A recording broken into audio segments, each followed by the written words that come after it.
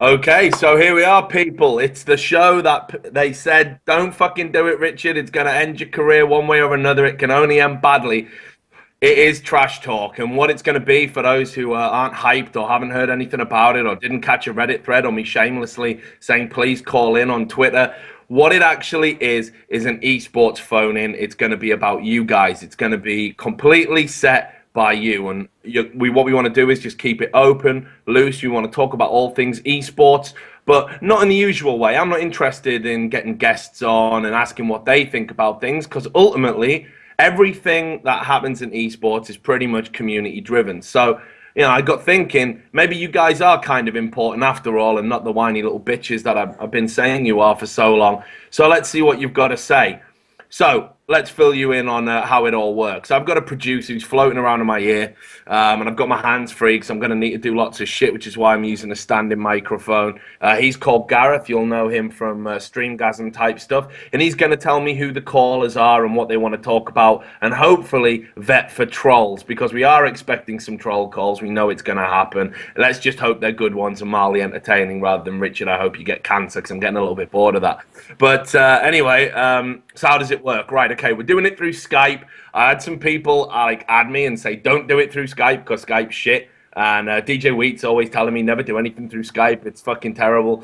But anyway, we are going to do it through Skype for now. We might change that. So all you need to do if you want to call in, and it should be saying it on this lovely overlay, which I haven't even talked about. Look, see, it's Trash Talk, and there's like trash can. Anyway, if you add Trash Talk TV, all lowercase on Skype, that is your means to call in. That is your direct line to voicing your opinion. Also, as well, if you want to join in and say how shit the show's going, or what an idiot the last caller was, or Richard, you could at least shave for these sorts of things, you can basically go onto Twitter, and I think it's hashtag Trash Talk HM, which is a fucking mouthful. The HM stands for Heaven Media, obviously, and look, I even wore a T-shirt just in case you didn't know what the company was who were dumb enough to employ me.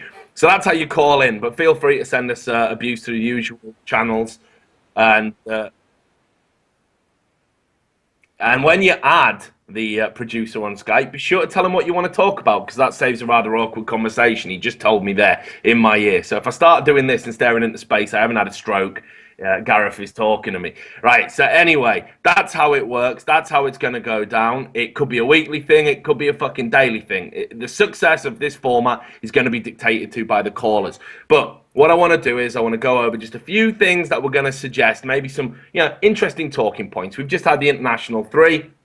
Now, do you think that it was the most amazing esports event, like we're being told by everyone it is? Do you think it was overhyped? Was it, maybe you're a neutral, maybe you've just got into esports because of the international. Maybe you're a long-standing Dota fan and you think, this is as good as it's going to get for the esports community. Whatever it is, definitely want to hear your views about that. StarCraft 2, the WCS Grand Final lineup has finally been confirmed. Turns out Koreans can play a little bit. Who fucking knew?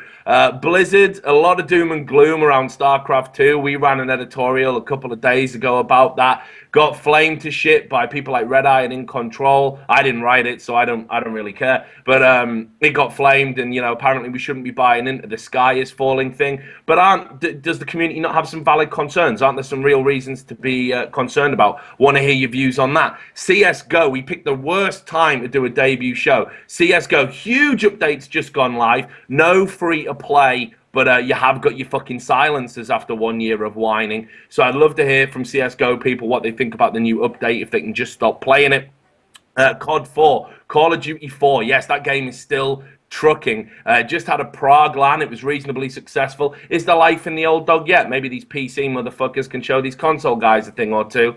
There was also something about Call of Duty Trash Talk. There's been some YouTube videos circulating. Is Trash Talk going too far in the FPS genre? Has it got to the stage where it's not entertaining? It's actually just a turn off. We're going to run some vids in the quieter moments so you can see for yourself. But for all you LOL guys, we're going to focus on you because it's 1 hour till LCS returns. I want to hear your predictions. I want to hear you slag off teams, players, whatever's on your mind. I want you to call in. But also, the LOL World Finals have been announced.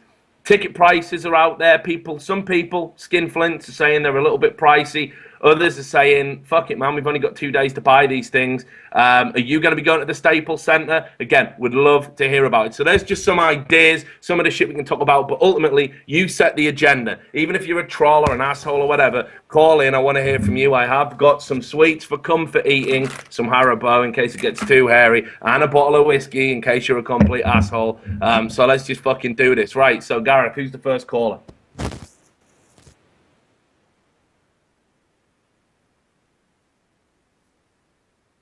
Oh, God, it's a COD 4 call. Well, that's pretty much killed the fucking show stone dead before it began. We've got Aerox calling about COD 4. Aerox, you are live. What do you want to talk about? Hello. Yeah. So, as I said earlier, we just had the Prague LAN in COD 4, and then also recently, Wargasm, who came over from Tech9, he posted an article about the state of the game, state of games actually, because obviously a lot of games are currently going on. Is it dead? Is it alive? That's sort of the question that's been floating around a bit. My two cents on the subject are pretty simple. Yes and no. Game is dead in the sense that we've seen a huge decline in professional teams, professional organizations that are interested in the game, that are interested in sponsoring teams, going to events, and we've seen a huge decline in events that are actually willing to put COD 4 on its agenda and provide a purse for it. And then suddenly that all changed because we still have, I think, one of the strongest communities out there. We've got individuals who are willing to push the agenda, put the game on, and make sure that people get hyped for it. And we've seen that through Streamgasm. We've seen that through what's it called? We've seen that through Paradox, who hosted that LAN. And in that sense, the game isn't dead as long as we keep holding on to these people who are willing to put the game in the limelight, people who are willing to put in the hours. And that sort of brings me to say that there are a few people who sort of seem to have the best interest of the game in mind, but just don't know how to reach out.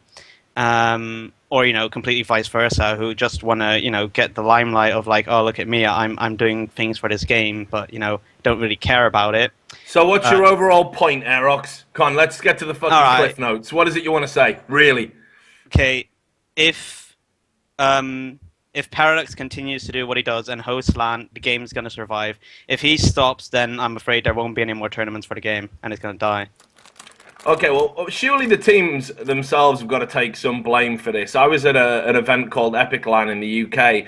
They have been running Call of Duty 4 LANs pretty much since their inception. They've really looked after you guys. They had one team sign up from the UK, one team. That team got entered into the League of Legends tournament. It was a bit of a fucking farce. But anyway, so why didn't those teams sign up? Well, the excuses they gave were that Prague's in a week. But there was only 2 UK teams going to Prague, so there's no fucking excuse at all. Yeah.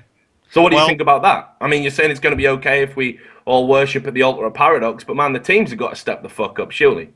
Yeah, but teams only step up if the incentive is good, and if the incentive isn't that great, I mean, yeah, the idea is great from Epic, from those people like organizing those events, like, oh yeah, we're going to put COD 4 in, but I mean, if you're going to have, the scenes aren't like. It's not like the scene is just based out of like one country, like one nation has to represent. Obviously, you'd only add 2 UK teams, but I mean, at the end of the day, the prize pot and the attraction was much bigger in Prague. So, I mean, the scene itself isn't that healthy as it is. I mean, we scraped 30 teams at Prague, and a few of them were mixes.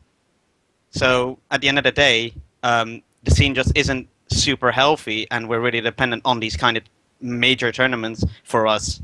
Maybe you should all just jump into the new game then. What's wrong with playing the latest version of Call of Duty? Or what's wrong with you picking up an Xbox controller? That seems to be popular right now.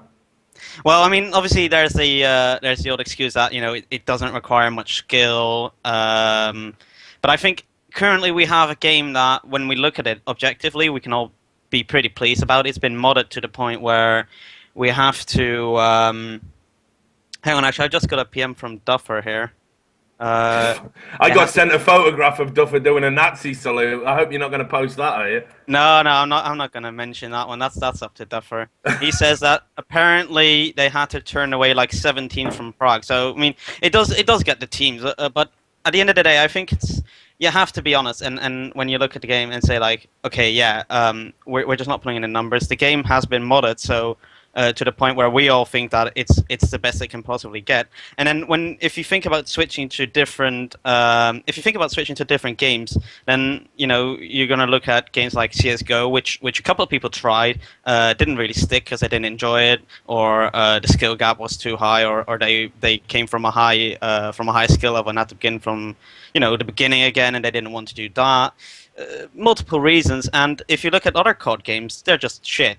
Like there's a small revival of like Call of Duty 2 a couple months back, and that didn't really stick either because there were just no tournaments going for it. So people seem to be scared to step back in time, but it's even worse to go with the present, which is just as we've seen, lack of dedicated servers, lack of leaning, lack of all that stuff.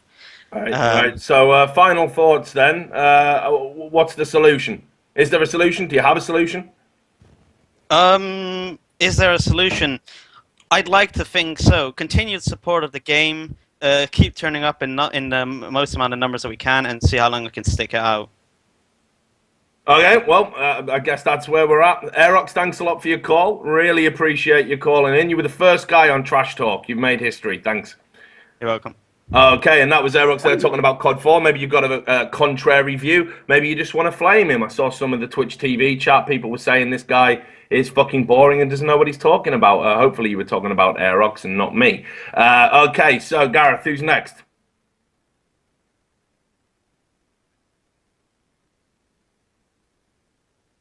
Okay, right. Let's do it then. Hello, you're live. Hello? Hi there. Sorry, I forgot to introduce you. I'm getting used to it. So you want to talk about LCS? Hit me up. Yeah, so I wanted to talk about the Cloud9 circle jerk, and everyone's hating on the bandwagon. But for the Right? longest time in North America, especially on Reddit, you would see these comments where people would really just hate the fact that TSM, Dignitas, and CLG were just stomping tournaments, right? Yeah. So you had teams like Legion and Orbit who were always, consistently fifth, sixth place, Dynamic maybe third. So when one team finally rolls around, Cloud9, Team Nom Nom, Reddit Nation, whatever the fuck you know them by, they fucking stomp everyone. Everyone who was like, hey man, Cloud9, why are you bandwagoning? It's the new TSM. These fuckers have been around. It's been Orbit. The team has gone through changes. Yeah. It was no better than any of the other. And now you've got these fucks, the old guys, and hell, I'm like a huge Dignitas fan. And you got Dignitas, TSM, and CLG just fumbling. Well, CLG has always fumbled just because, personally, I think it's Chauster's play calls. But Yeah, I don't know so, if I disagree with that. Yeah, I think you might be onto something there. I'm going to agree. I think you could be onto it. Chowster's always coming out and saying he's dropping the ball anyway, right? So well, Hotshot GG dropped it first, so. yeah, well, don't even get Anyway, me started on that guy. I was talking about that guy needing to go fucking last season. So he's been a fucking liability for a long time. He's much better off as a coach. But so yeah, back to Cloud9 and the circle jerk. so we have Cloud9, just huge success in this, summer split, and I think that's great for them. But what's interesting also, I want to talk about Vulcan, is I think North America has this problem where they talk about where they do scrims very well against Cloud9. Like you've heard teams talk before the games, like they consistently beat Cloud9 40 to 60% in scrims, right? And then they always choke. I feel like Europe and North America have always choked. Yeah, I It's mean, I guess you're right. I mean, I would say North America recently have had more of a reputation for doing it. I don't know now about the European teams. I got to be honest. I think Cloud9 is probably the only team I would fancy to give any of the Asian teams a real good match in League of Legends right now. I think Europe's all over the place. Certainly, the established teams don't seem to be that fucking established this season.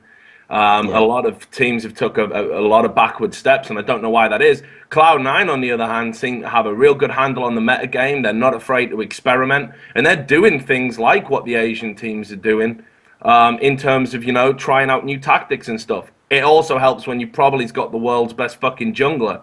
I meet the out The of robot. the world, man. Like I don't understand God. how he can be so fucking good at making those split-second decisions. So I mean, do you not think some of the circle jerk is warranted? I mean, like Cloud9 are the fucking real deal, right? Well, one thing I really credit Cloud9 is they have the Azubu Blaze split push modified. They have the main core, the idea, the Nasus, the most picked jungler for Cloud9. Always Nasus, just controls the lanes, controls 3v1s, pushing turrets, right? But they add a twist. And that's what I really like about Cloud9. They add the twist, the Zyra Ashe lane, they're intuitive. Because, watching OGN this morning, right? Where what was the team that got 3-0'd? Well, the team that was It's all right, man. Don't worry. I was fucking probably still in bed, dude. Like, so yeah, I haven't gone to sleep. I'll let you off. So, the team got 3-0'd. Like, I feel like the problem in Korea, and it's always been with Asian teams, is they're very robotic. They do the same thing over and over, and that's why you see the 3-0s so commonly. But Cloud9, I feel like they're more adaptive with the Korean strategy. I think they could easily pull second place out in World Finals. Yeah, but all of this started about the you seem to have an issue with the circle jerk. But like all of the shit you're saying is like, man, this fucking circle jerk is warranted. Like, if you're gonna jerk anyone off in a circle, make it successful, people. Well, my beef with the circle jerk is the fact that they just act like Cloud9 weren't here. Like, Cloud9 have been here. It's just been a different name and organization. Yeah. And when it comes to Koreans, I think they're just better at everything. They're more sound. They practice more. They go into custom games. They do that kind of thing. And North America just always seems to slump and just choke. Yeah, well, it's motivational stuff. I think a lot of it. I mean, like, it's natural. You get a group. I mean, again, like, since we're all making fucking racial stereotypes on air and shit, let's do it. Let's go the whole fucking hog, right? Koreans are better at everything, so fuck it. Let's talk about Americans. You put a bunch of Americans in a fucking, in a house and basically say your rent's took care of. You don't have to work. All you got to do is play games. They're gonna fucking degenerate into a frat house. I mean, I disagree with a lot of shit that Total Biscuit says, but when he calls out these houses for being frat boy houses, like he did with EG or whatever, I think he's fucking onto something, man. Like, and fuck it, those guys are probably he's living the dream and having a party. I mean, look what happened with what the fuck, Team Mon. You know what I mean? God. Apparently that house was in such a fucking state of disrepair. Like, it was like my first year uni hall, man. It was.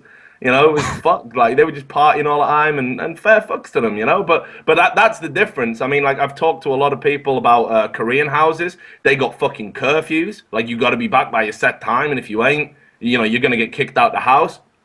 They don't even like it when people stream because anything that's going to give away anything tactically is really frowned upon. So and everything is regimented, which is why if you've ever been to an event, I don't know how many events you get to. I get to one or two. When you see Korean players at events, it's like they're waiting to be told, now is dinner time. And some little manager's going to come around with the food they bring over from Korea because they don't want to get sick eating, our disgusting Western food. All pre-cooked for them and shit. They do everything on a fucking really regimented thing. So I don't think it's necessarily that they're better. I think both approaches have strengths and weaknesses. But I just think right now, like, maybe some Americans are looking at LCS like, fuck it, it's here for now. I'm going to have a good time. I'm going to play as much as I can, make as much money as I can, but I ain't doing this in 4 years. I'm going to go get a real job. Whereas in in Korea, esports is the real job, Yeah, but I mean, that comes back to, actually, I watched the Cloud9 house interview, and I have to say, it's pretty tight. It's not a Korean, gaming house tight, but it's surprisingly tight compared to a lot of the other old teams' established gaming houses, and I thought that was kind of just ironic because of their Korean play style. But I definitely think that you say the Korean gaming house, you know, the bed times, you got to eat dinner. It's a healthy regiment. They're just straight coached all day, sleeping schedules, that kind of thing. I think that has more to do with the Korean esport culture, and it's more developed. I mean, you say like North America, like fuck it, we'll just play, you know, while we can. We're just 21, right? Mm-hmm. But at that time, like, why not be the best?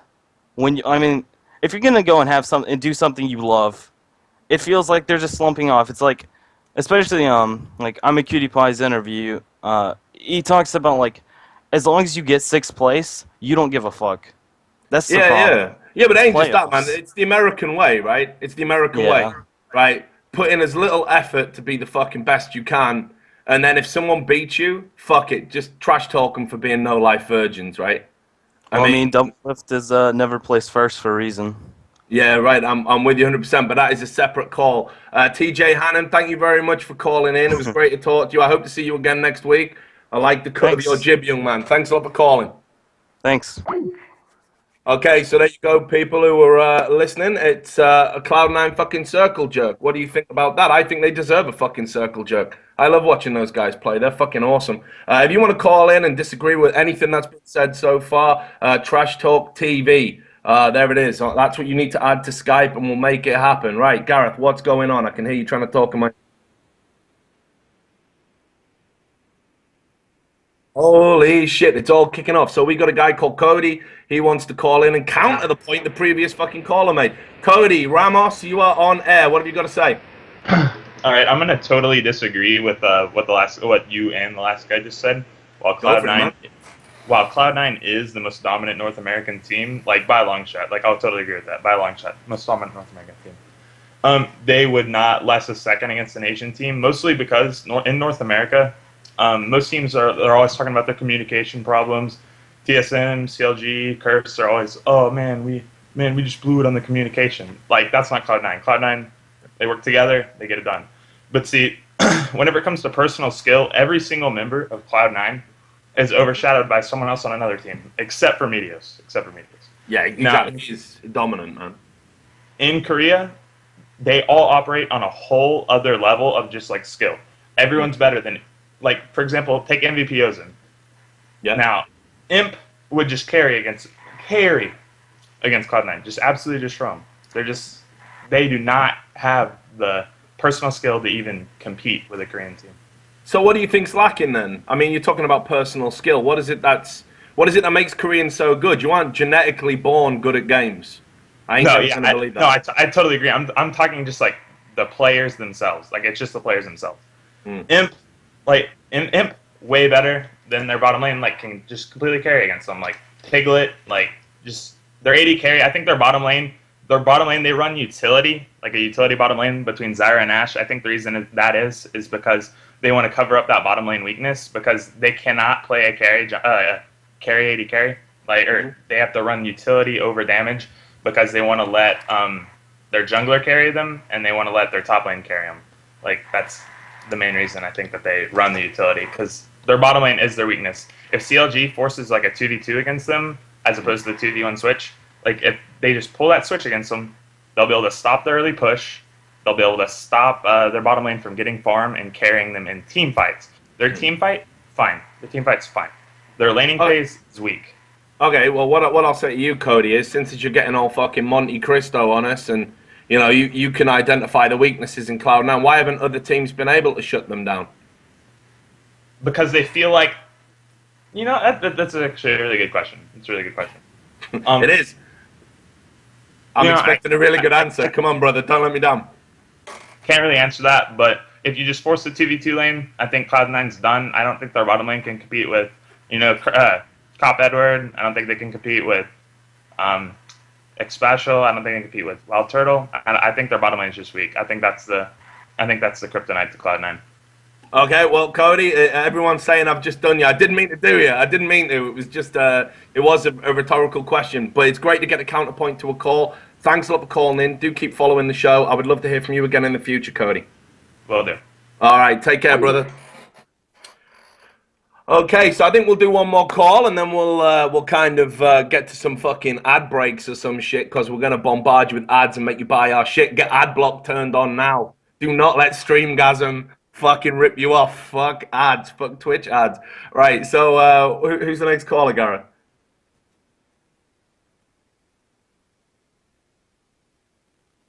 His name's what? Did you say Ickelbet? Aquabet. Okay, try and enunciate. Okay, so we got a caller called Aquabet who wants to talk about what? StarCraft and branding or some shit. So let's hear about it. Aquabet, lay it on me, brother. Hey man, how you doing?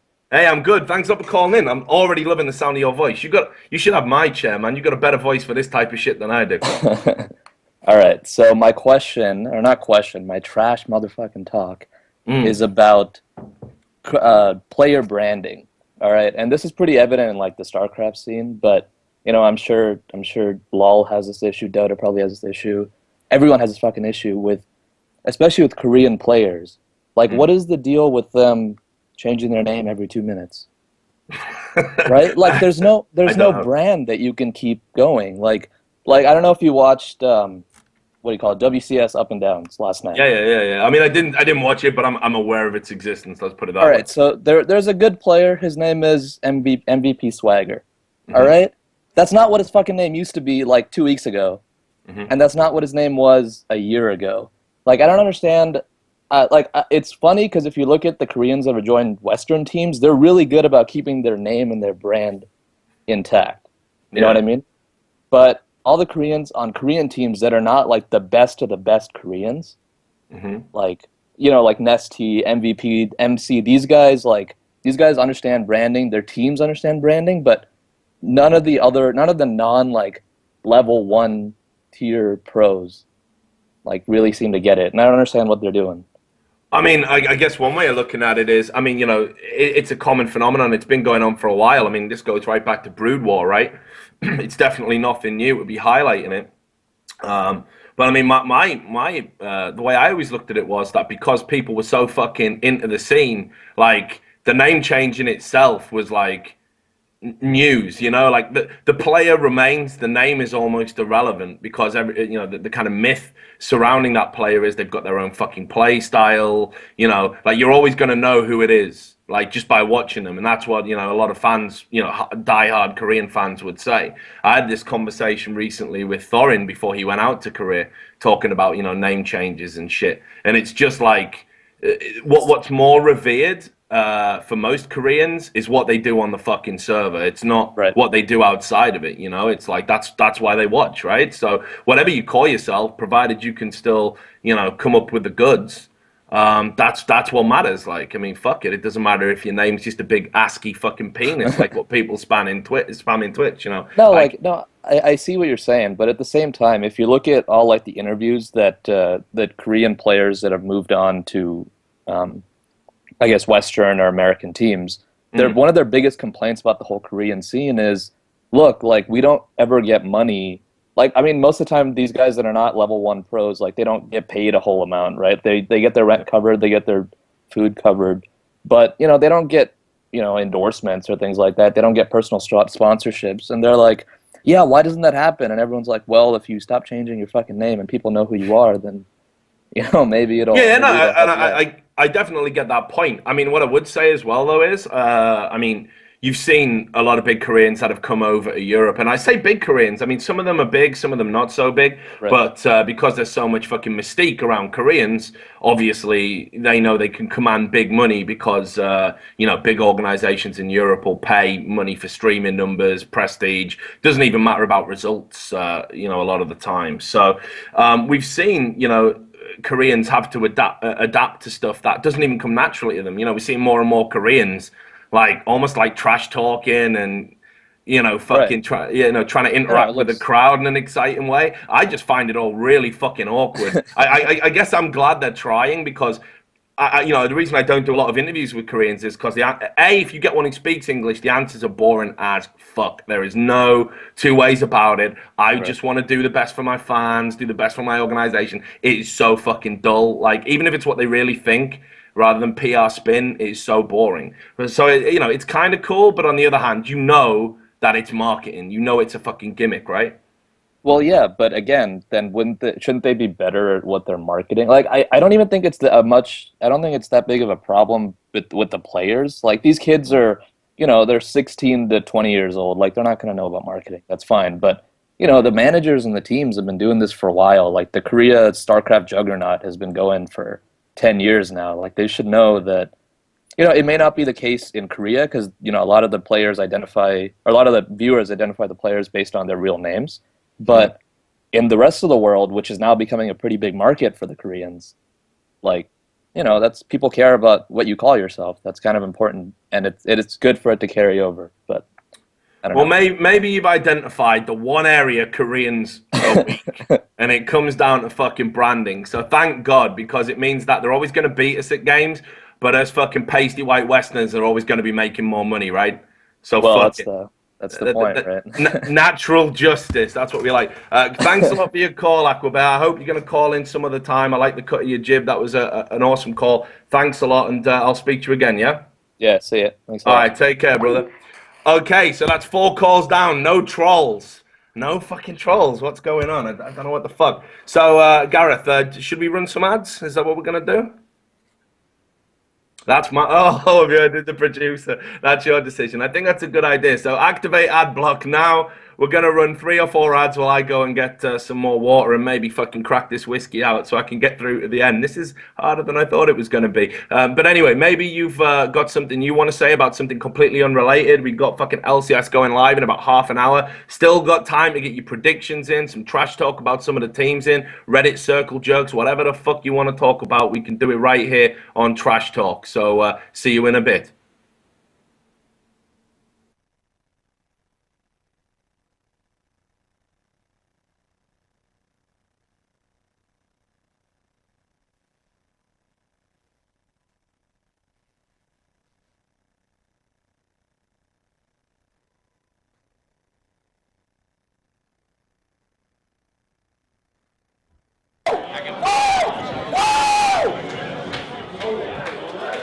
I'm in your head, boys!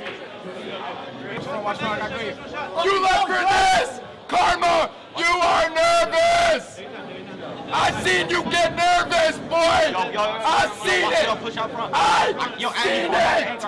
I seen it! You were shaking a chance! You were shaking! You know you were shaking! Easy point! Easy point! Two push me, they're both weak. I spawned out. Help him on. Easy point! I'm in your head, boy! I'm in your head! Yeah, keep calling out Stroll. They're weak, bro. They're weak. Your team sucks. J Caps in blue. He's left corner.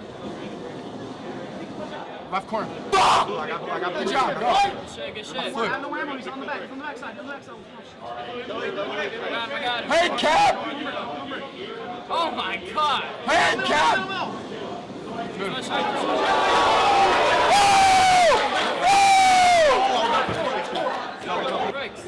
Middle! What are you doing, bro? What are you doing? You could have done a rotation. Karma, we played around you, bro. We played around you. For this, David? Go back. Oh, Rambo, you are so lost, bro. 9 months, you are lost. They're both weak. Oh! Whoa! Whoa!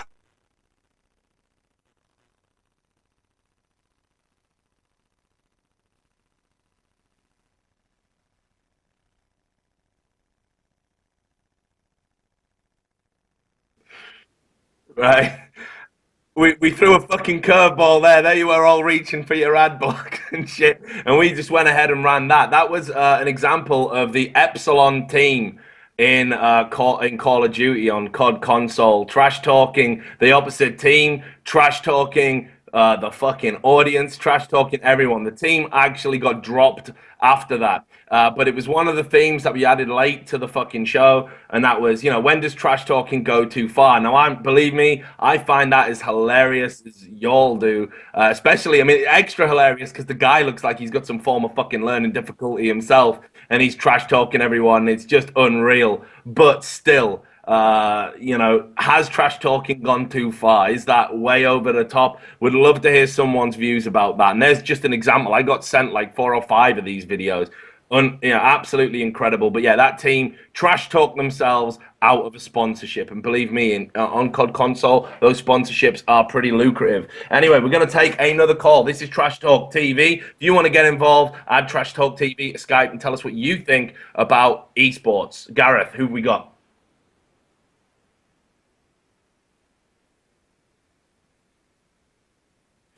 Okay, it's another Call of Duty player. I think we've got someone called Ryan, I believe. Let's see what he's got to say. So if you're looking for more LCS hype, you're in the wrong place. We've got some Call of Duty shit going on right now. Hi, are you on air, Ryan?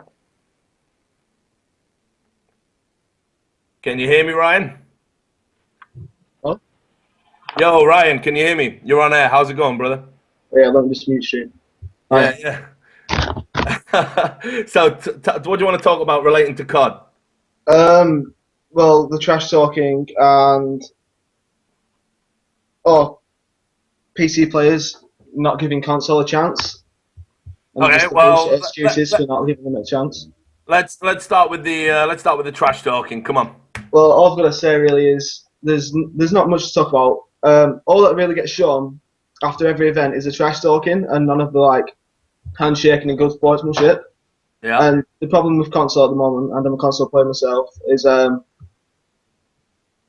they just after every event there's some bullshit each event, and everybody talks about it like it's helping the community when there's no need.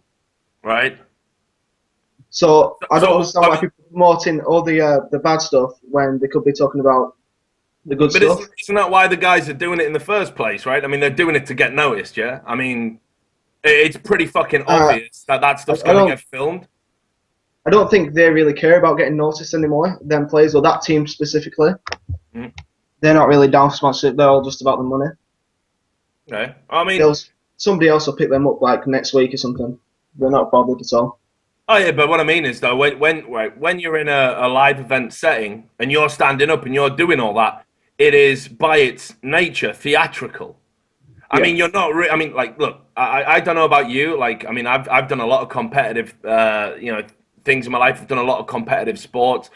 I can probably count on one hand the number of times someone's trash talked to the point where they've got in my head and maybe had a bad performance, right? It just doesn't fucking happen. So I've always thought that when they're doing that shit and they're getting up and calling each other names and pointing at each other and sit down after every kill, they're doing it almost for the benefit of the audience. They're doing it to get noticed. Like, if we're going to lose the game, at least let's come out ahead on the flame war.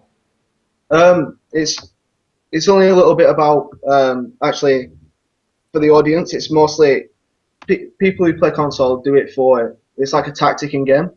Mm-hmm. Where it's nothing to do with it is to do with the audience slightly. They really don't care about the audience at all.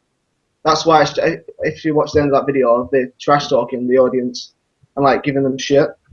Yeah, but it's like when you go to a pantomime and everyone's saying behind you, and if you boo when the villain comes on. I'm just remembering pantomime from when I was a kid. Maybe it's all changed now. Maybe you've got some super holographic pantomimes all young people go to. But, they get involved with it and they do trash talk you back. But, it's theatrical. It's not serious. No, it's sometimes it's serious, but that time it wasn't serious. Mm. It has gone too far with that. I'm not saying it hasn't. But it's really nothing to do... What annoys me is no one's showing the good side of console esports anymore. Hmm. It's only the trash talking. When was the last time you seen a video of just a good interview that didn't involve something about trash talking console? Yeah, but don't you think? Again, I'm just playing devil's advocate here. I don't really have a strong feeling either way about it. I'll be honest with you. Do you not think that that's kind of almost a hell of your own creation? in terms of, if you put the trash talking to the fucking forefront of what you do, and the videos are getting hundreds of thousands of hits, and everyone's talking about how exciting and how vibrant it is, then how long before the scene becomes all about that? I mean, where are these people that produce these videos? You can see who they were at the start from their intros. These people produce content by going to events. So why aren't they doing the fucking interviews? And I'll tell you why, because no one will watch a video of a really good interview, but some guy making a fucking dick of himself like that, people will watch that, no doubt. So, I mean, again, it's a community to blame thing, right? Yeah, it's all down to the community. Everyone does it now. It's ridiculous. It has gone too far, and MLG have a red and yellow card system, I think, implemented, and more events need to implement that system. Mm-hmm. I mean, who's actually going to issue a red? I mean, this is an interesting point. I'm glad you fucking brought this up, actually. I was starting to get a little bit worried about where it was going, but this is a good fucking point, right? Who's going to issue after, events run, and you have to fucking work really hard to fill all your sign-up slots. So some team comes from America, like they did at Gfinity in London, and they paid a fuck ton of money for a hotel, a fuck ton of money to enter the tournament, and they're there. And then one guy calls some other guy, something that's, unacceptable, or says I fucked your mum, or whatever, and the ref issues a red card, meaning they're officially, effectively out the tournament, because they're going to play at a disadvantage for the rest of the tournament. They're going to play with a man less. Who the fuck is going to do that? Because that team is never going to come back to your event ever again. The manager's going to be kicking off. The players are going to be kicking off. You're going to have all the usual childish whining, or, well, they said it to me and your admin didn't hear it. So who's going to have the balls to ever issue a red card? I don't think a red card would ever have to be issued, to be honest. As soon as somebody pulls out a yellow, it's just like it's a scare factor, really. For the whole thing. No one, I agree with you, no one is actually going to issue a red card, but as soon as the yellow card, then they'll stop. Well, why not start everyone on a yellow card? And then there's no problem, you just fixed it. Everyone comes in. I mean, you may as well just go straight to fucking zero tolerance, is what I'm saying. I mean, look, I like trash talking in games. I like a bit of personality, but I mean, that is just fucking straight embarrassing. I mean, seriously, you could see from the Twitch TV chat, everyone just laughing their ass off at, that guy. He came across like a clown. So okay, I guess to wrap this call up, your final question I will ask you is, do you think tournaments would be better off adopting a zero tolerance policy? Shut the fuck up, dog. That was beautifully timed. Zero tolerance. Tournaments would have been better implementing a really strict yellow red card system, but something that stops it from going too far. The trash talk is all part of console, and it needs to be there for console for entertainment issues, because there's nothing that entertaining really about console esports at the moment. All right, man. Ryan, great call. Thanks very much for talking about some COD console. I'll let you go and sort your dog out, man. It's going fucking nuts. But thanks a lot. I hope we get to talk again sometime, brother. Take care. Right. What a fucking timing on that. That's fucking brilliant. Brings his dog to a trash talking discussion. Fucking awesome. So thanks a lot for that, Ryan. Maybe you've got some thoughts about trash talking. Maybe you're one of those guys who thinks we need trash talking in esports to make it fucking entertaining. Let's see. But anyway, while we recover from the dog, Gareth, who have we got next?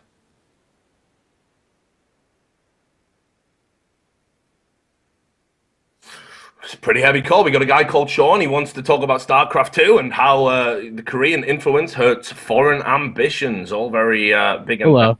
Yeah, how's it going, Sean? Great to have you on the show. That's a heavy topic, man. So lay it on me. Well, I was just kind of thinking, I was at WCS NA regional finals for StarCraft 2 the past weekend in Santa Monica. And, it was great. There was a player meetup. We got to meet foreigners, got to meet, Axiom, all that, all the Korean stars. And it was great doing that. However, when I actually got to the event itself, foreigners got their fucking asses kicked. And it was kind of embarrassing. Everyone except Scarlet put in a good show. Yeah. And, she still got her ass kicked in this. Well, she didn't really. She got 6-pulled in Game 5 of the semifinals. Kind of sad, but necessary for Jaedong, I guess. But I was just, I was there, and it was a great event. But I honestly think that in regards to your earlier calls about Koreans being better at everything, I don't think that's necessarily true. as much as their mentality and culture. I mean, I know you talk about the esports environment having a lot more time to grow in Korea, and I think that's definitely has something to do with it. Like, you see Jaedong from Brood War and all those other people. It's just, as a foreigner at an event like that, it's very embarrassing to get your ass kicked over and over and over. And, like having to do shit like adopt Polt just because he goes to college in Texas. I mean, come on, people, seriously? I mean, we have 50 states. We can't find one fucking good player there to give a proper showing.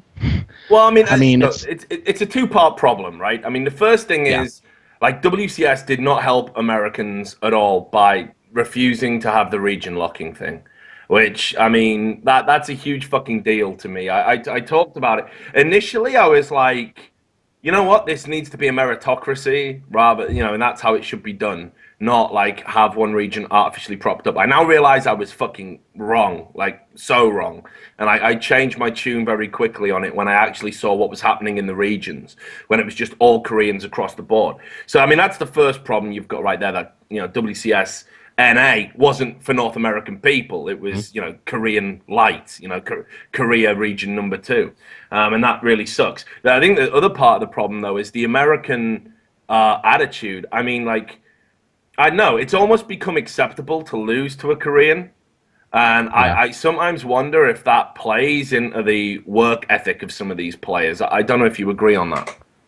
I think it's a lot to do with the American culture, just because, like 20 years ago, 30 years ago, it was, not everyone got a trophy, kind of shit like that. And I still think it's kind of like that in Korea, where if you're not the best in school, you go to like a trade school or shit like that. And, you need to work for that number 1 spot. Whereas here it's like, oh, it's okay. You're EG something and you got 16th place in round of 16. So here's a sponsorship. You can go hang out at the event, drink some Red Bull or Monster, whatever the fuck you want, and go chill out and meet some fans. I just think there needs to be that proper motivation of, like, you better fucking win some events. We need to, prove you're worth it. It's a privilege to play fucking video games for a living.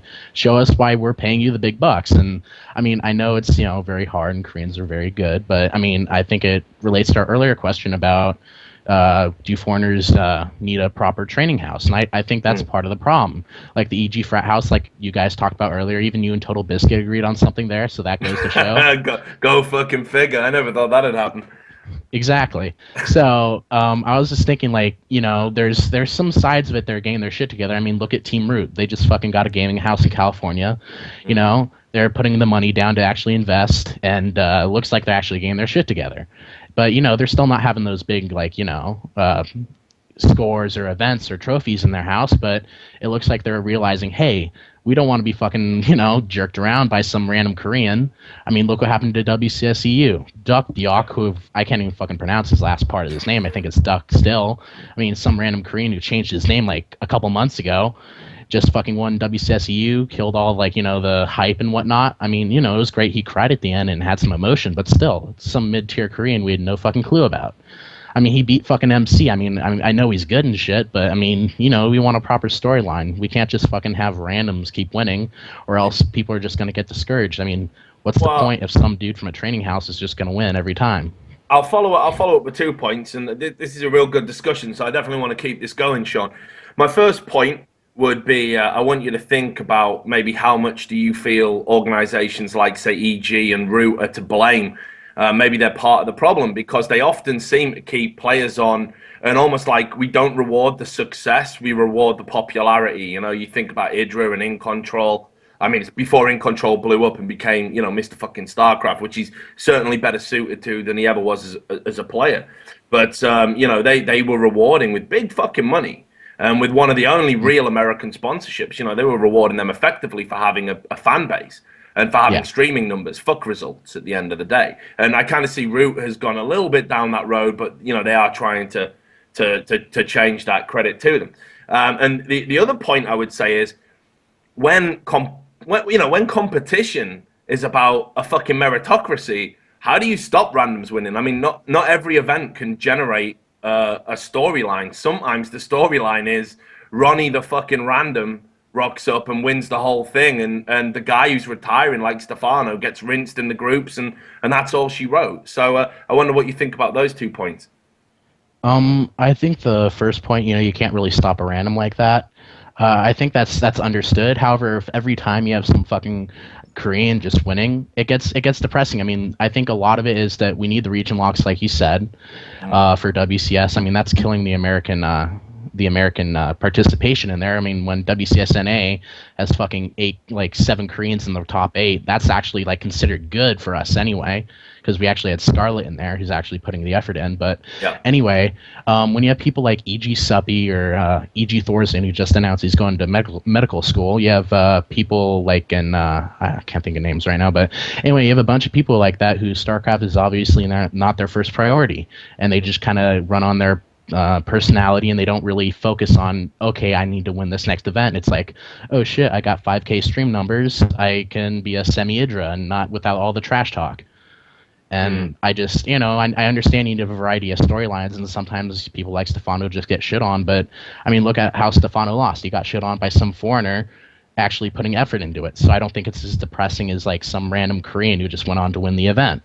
Okay, so Lucifron is looked like is probably going to be the top player in EU. I was going to say it was almost like a changing of the fucking guard, really, because Lucifron's doing so well right now.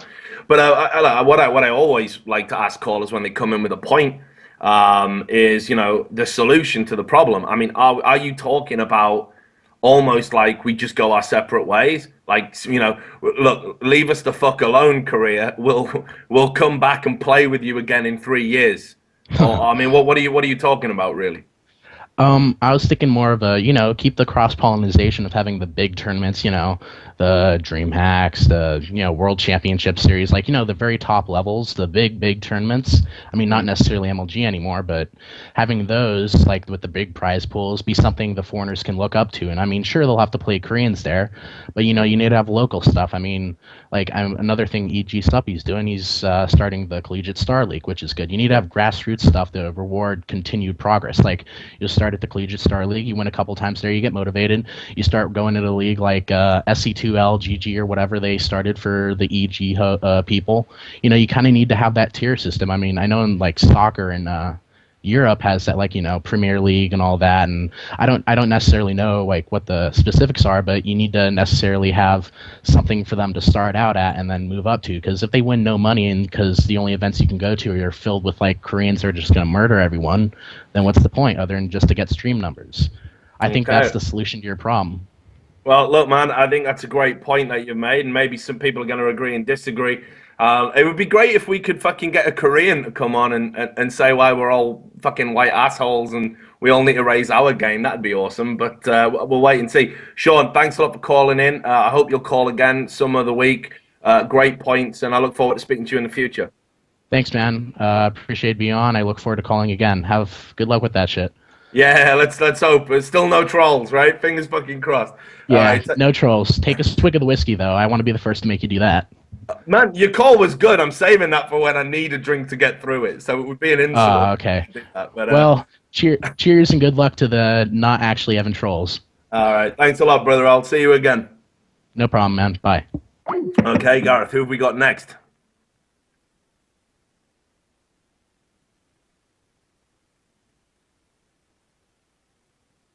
Okay, well, fuck, man. You've set this up real nice. So we got a guy called Chris who wants to add to the Koreans and StarCraft thing. So let's do it. Chris, are you on air? Can you hear me? Yeah, I can hear you, brother. How's it going, Chris? You all right?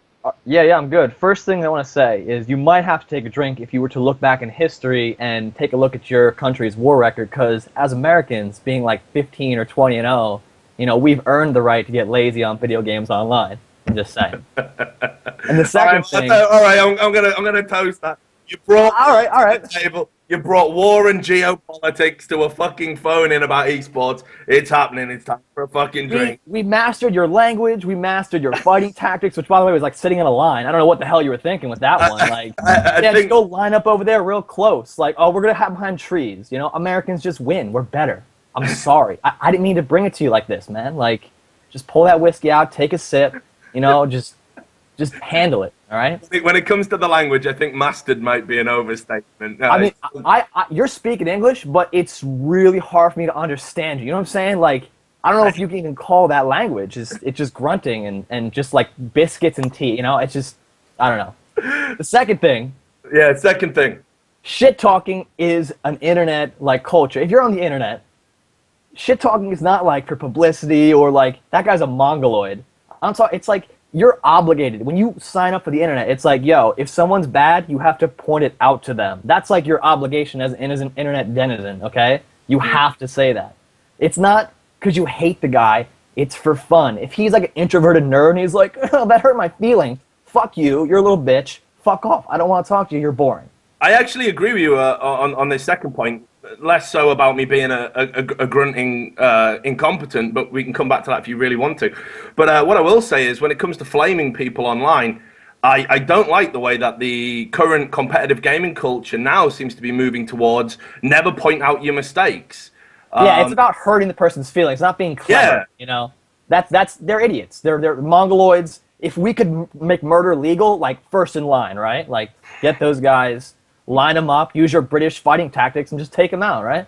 No, well, I don't know if I want to kill a bunch of people just yet. Certainly, I think bad games would be low down on the priorities for me. But there's definitely other people I would go for first. But do you play any League of Legends? Okay, I'm like a renaissance of video games. I play all of it. StarCraft, Bloodline Champions. No one's heard of that fucking game. League of Legends, StarCraft, like all that stuff. Yeah, right. Okay, so what do you think of the League of Legends tribunal system? It's obnoxious. If somebody is bad at League of Legends, they technically are hindering you. And I know everyone's saying, like, oh, you're going to get to the league you belong. It's true. I agree. But you have to wade through the bad players. And if you're a new player playing League and you can't just dominate everybody, it's harder for you to progress. Whereas if you were good at a single-player game, it's obvious that you're really good, right? And you can just get through right away. So it's obnoxious that people are. It's a casual game at a lower level. It's tough to just wade through those casual people, and they get upset about it. It's like you are what you are. Just stop being a little bitch about it. Mate, I actually agree with you. I couldn't agree more. Fucking props to you for mentioning Bloodline Champions. I did a lot of PR work when that first come out, promoting the game. Oh God. Mega Zero was one of the best fucking players in the world at that game. I used to play him and Hop all the time with my friend. Yeah, I was seeing all those guys. Man, fuck it. You're my favorite caller of the night already, brother. But I'm gonna move on. My main point. Well, I want to. Oh, you had a point. Sorry, man. I did. All right, fuck. Let's get to the point then. When we talk about American gamers and stuff like that, and they're like, "Oh, I feel bad that they hurt the American scene." My thing is the best players. I don't care. I don't care about your nationality. If you're a girl or you're a Korean, I'm just sick of seeing people like In Control and like Suppy. Well, Suppy's pretty good. They're okay players. Like they just can't win. Why are they here? They're taking up slots of potential. These houses exist to, train and make people good, but they're over there and In Control's like, I'm gonna paint my Warhammer models, guys. Look at my obscure references. I don't care about your Warhammer models. You suck. You're taking up esports money. Get out and let somebody who's actually good go in your spot and get good at the game.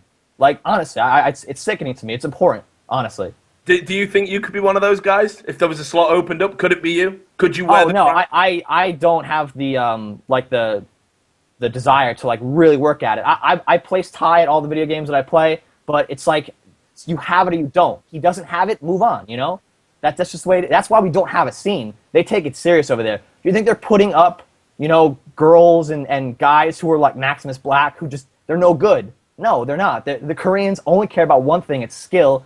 I don't care about a guy's personality if he sucks. I want the best players to get the best opportunities, and it's just sickening. What can I say, Chris? That's the call of the night for me, man. You brought it. All guns blazing. I fucking like it. I like what you said. I'm sure you're going to have kicked the hornet's nest. We're going to move on and take one more call, though, brother, because I've got someone who's going to follow on from some of your points. Thanks a lot for calling in. Do call in again. I will. All right, take care, man. You. Okay, so fucking Chris really brought it, man. Get out of his esports if you suck. It's as simple as that. That's what he was saying. And trash talk. Is it fucking necessary to actually get progress and make, gamers better gamers? I kind of am inclined to agree with that, but then again, I keep getting banned from League of Legends. I'm fucking 30 years old and I'm still getting tribunal bans, man. It's kind of shameful. But anyway, I like that call. So we've got one more that's going to follow on from that point before we go to another commercial. So who is it, Gareth? What we got? Motherfuck, it's only Key Hunt. It is my man, Kurt. He's going to call in with some counterpoints to those two previous callers. Kurt, I'm amazed because I thought you were going to have to be the first caller. We've actually had callers. Look at that, man. Look at that. And no one's told you to get cancer yet. What the fuck is this? Richard, get cancer. Right, thank you. I'm at home now. It's like Christmas. Thanks, Mum. So Kurt, man, it's great to have you on. I'm a big fan of your shit, man. I love it when you call in on climbing the ladder. No, serious, like. Props where it's due. You always make good points. So let's fucking do it. Let's. Like my thing is, look, the last guy, I can't talk too much shit about him because at least he was funny. The guy before him was kind of a fucking idiot, though. Can we can we all agree there? Like, I understand his points. Don't get me wrong. Like, he feels bad that Americans are doing shit and all that. But the fact that he points out, he's like, how dare these Koreans who are, have actually worked hard and actually try in games against us Americans. What the fuck do they think they're doing? Like, the whole thing's just kind of fucking preposterous, isn't it? Like, well, look, man. I mean, preposterous is one way to put it, but you know what? I actually think he voices a lot of the fucking frustration people are feeling. Like, North America should be a powerhouse in esports. They're a powerhouse in pretty much everything else competitive, and they will throw money at shit to get better. But like in esports as a whole, man, they're fucking stalling. And I think a lot of fans and enthusiasts are like, I want to wave the fucking USA flag. I don't want to have to wave a fucking South Korean flag at an event. Like I want some guy to step up from the American ranks and represent.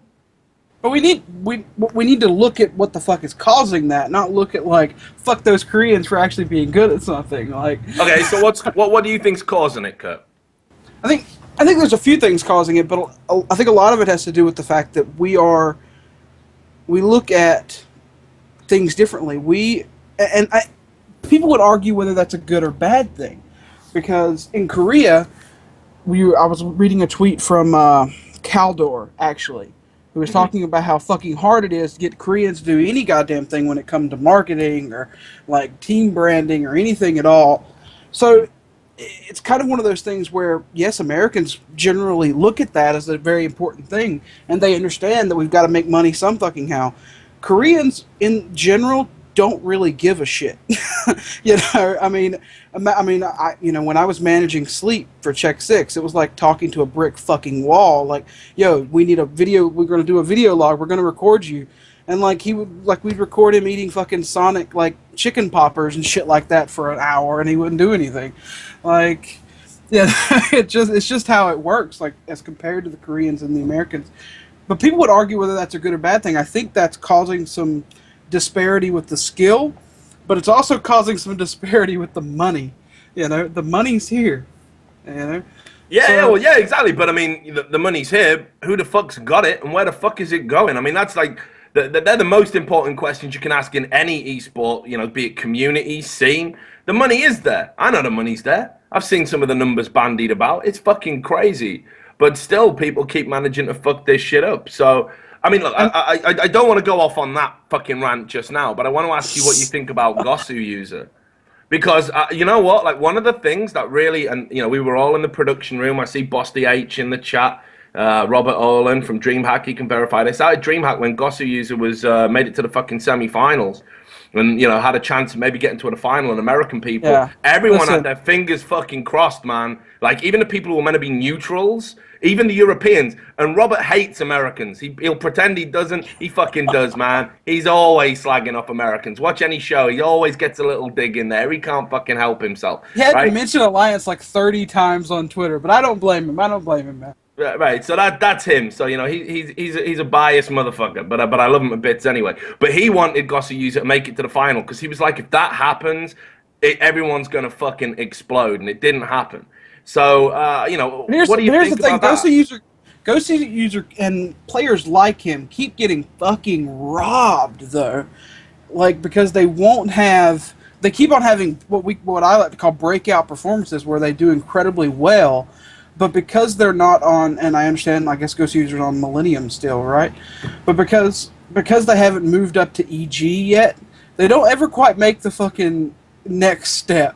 They don't ever seem to make that next step between becoming like a B player who does well in some tournaments to being an A player like Suppy who all of a sudden has 4,500 people on his stream. So what do you think it is? Do you think it's like what happens in, I don't know, like NFL or some shit, where it's like you get this young starlet, he gets drafted, and then like once he's hit the big time, it's coke, it's bitches, it's fucking partying all the time, and it's getting paid and not putting in the work. You know, like I mean, I don't know if it's coke and bitches. Suppy on coke would be fucking incredibly hard to stand, but but you know what I'm saying? Like, do they get distracted by the fucking rewards? You know? Oh, I think completely so. I mean, look, Suppy and look, I managed Suppy with Check Six. You know, that was really what killed Check Six, and then was Suppy going to EG, and that's not to EG to blame. That's us to blame. But Yeah. the thing is Suppy was all about playing, and he was all about like streaming. I mean, playing, fuck streaming. Like the kid would stream like maybe once a month, and all of a sudden he gets 4,000 viewers with EG, and he's like, oh, I better stream like every fucking chance I get. And that's not bad. It's just one of those things where your perception and what you think is important takes a shift, and it tends to take a shift fairly drastically. And whether that's a bad thing or a good thing, we don't know yet, you know, because it's possible that people like Ghost User and Scarlet and shit like that are never going to make any fucking money. You know, maybe they're just going to be great at the game, but they're never going to make any fucking money. We don't know. Right, let's say, and this is a totally hypothetical question, and this is where I want to end the call on before I go to a break. It's so hypothetical, it's insane. But let's say you could press a button and all Koreans uninstall fucking StarCraft, right? You know, right immediately after you press that button. There'll never be another fucking top, you know, all-conquering Korean in the game. It'll just be, you know, I mean, even Chinese, right? Like, it'll be the Chinese guys left, it'll be the Europeans left, it'll be North American, every other fucking nation on Earth, just no more Koreans. Do you press that button? And if not, why not? Well, that's fucked up. It is fucked up. That's fucked up. I'm not talking about deleting them off the planet. Like, guys, don't. This is not me turning into Kim Jong-il. Genocide. I am not. Genocide. Right, say no to genocide. I specifically give to that charity. Say no to genocide. I am just talking about removing them from StarCraft 2. If you could press that button, do you press that button? No. Okay, no. So why the fuck not? Because I think that over time they will have a lot to fucking add. And I think this is what people are really underestimating now between players like Polt and Violet coming over to America. Now, there's a whole other fucking problem with the, you know, visas and shit like that. Dear God. But with Polt and Violet, like, I think people are starting to see that, hey, maybe these guys can add something, can also do well, but add a little part to the points that we like. You know, like one of my favorite videos of all time is Violet and his Jaeger bomb video from what the hell was it? Lone Star Clash. You know what I'm talking about? Jaeger bomb. Motherfucker is an absolute legend. I love that. I love that kid, man. He's next level. Like. But yeah, I mean, and I think you know we're starting to see that more with Polt. He'll talk a little shit now. You know, and he'll do it with a smile on his face, which is great. I love people that can talk shit with a smile on their face. You know, so I think they've got a lot to add, both for our scene and for their scene, you know. And I think we'll start to see that. I hope we see more of the Koreans in Korea start to realize that, hey, here's what Polt and Violet are doing, here's what other players are doing, let's do some more of it. Yeah, but it almost sounds like what you're hoping for is that the contact with Americans actually weakens them. It's almost as if, like, you Americans and your American ways are like the fucking kryptonite. That's going to make Koreans actually be like, oh, this is awesome, I can get drunk all the time, and then we'll all be on a level playing field. I mean, you know, I don't know, man. I don't know why they're so fucking good at games. Maybe you Americans should all just stop crying and win something.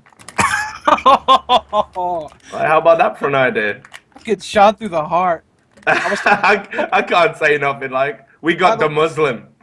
Poor fucking the Muslim. The thing about the Muslim is everybody's like, he's gonna win something, he's gonna win something, and then it's like he'll break an arm, and it's like, oh, it's because his arm's broke, and then it'll be like he'll break a pinky, and it's like, oh, it's because his pinky's broke.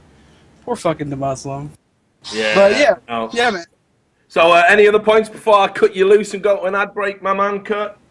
I'd love to mention CS:GO because I don't have time. Your fucking producer has to hate me, by the way, because I've changed topic. He's laughing, so you definitely did something. I've changed my topic like 8 times because every time somebody calls, that's the problem with the show. It's like, no, fuck that guy, and you talked about him too. So scum, that's all you are. Okay, so yeah, let's talk about CS:GO. Big fucking update today, but do you know what? I am seeing right? And for those that don't follow CS:GO, I can see the numbers dropping already. Like, oh my god, StarCraft and LoL's over. LCS has just started. Fuck you. Right, but basically, there's been a massive CS:GO update today. Everyone was thinking it's going to be free to play because you can now get cosmetic items. The silencers have been put in. Everyone was crying about that for a year, and I know everyone's really fucking disappointed with it. So, what's your take on it? I'm not disappointed with it at all. I mean, to be completely honest with you, like, but I'm also not Thorin, so like, I don't like constantly have a stick up my ass that says CS:GO on it. But joking, Thorin. But yeah, like, I enjoy it. I mean, I think eventually they will make it free to play. I'm hoping out for free to play.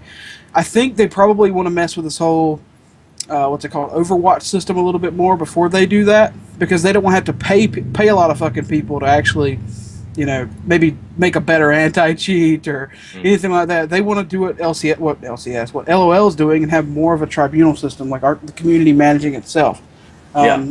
Because a lot of people I think a lot of people really underestimate the numbers of how just important the fucking tribunal system is, like for LOL. And you were talking about that earlier, but just how much money that's saving Riot is pretty fucking astronomical from my understanding. So I think they want to work more on the Overwatch system before they make it free to play, because they know there's going to be an influx of players. But the fact that Valve, in relation to CS, is even using the fucking word esports is just amazing to me. And I understand that's because we have such a low expectation of those fuckers anyway. But like, well, yeah, they learned it from Dota. It had nothing to do with Counter-Strike, I can assure you. I mean, they even capitalized the S. Look at that, man. We're so fucking And that's not how you spell it, by the way. Esports isn't... No, honestly, if you're using a capital S in esports, you missed the fucking point. Get out. Fuck you. You're wrong. You're just dead wrong. I do. It's pure. That. That's what I do. Why has it got a capital S? I have no fucking idea. I came Does in. Does email have a capital M? No. That's what they told me to do. You are abbreviating the electronic, so it should be esports, either all one word, all lowercase, or it should be E-sports. The capital S, fuck you. If you're capitalizing that S, get out. I don't like it. I said we all just call ourselves the fighting game community, bro. Yeah, fuck it, why not? But yeah, well, look, I'm glad you're enjoying the update, and I know that you actually put off playing the update so you could come in and call in, so I fucking appreciate that. I know I will see you again, because everyone's treating it like a novelty right now, so we got loads of callers. But there's going to be the hard times, Kurt. There's going to be the time when I'm sat here having to fucking juggle or something, trying to get people to call in, and that's when I'm going to need you, brother. That's when I'm going to need you. Balance a ball on your nose and shit like that. You can do it, man. No, but I'll call in. I'll be here. All right, that's great, man. Well, look, take care, brother. Thanks for your call. Okay, right, that's that then. I think we'll cut to a break now. LCS is underway, but that doesn't mean you can't come call in and talk about it some more. We've had lots of talk about StarCraft 2. We've had lots of talk about Call of Duty. And we're starting to get around to some CSGO. We just scratched the surface of this big update today. If you've got something to say, add Trash Talk TV to your Skype. We're going to take a break. And we'll be right back. I don't know what we're going to play you this time. It might be some ads. So, again, make sure you got your ad block on. All right. Speak soon. Peace.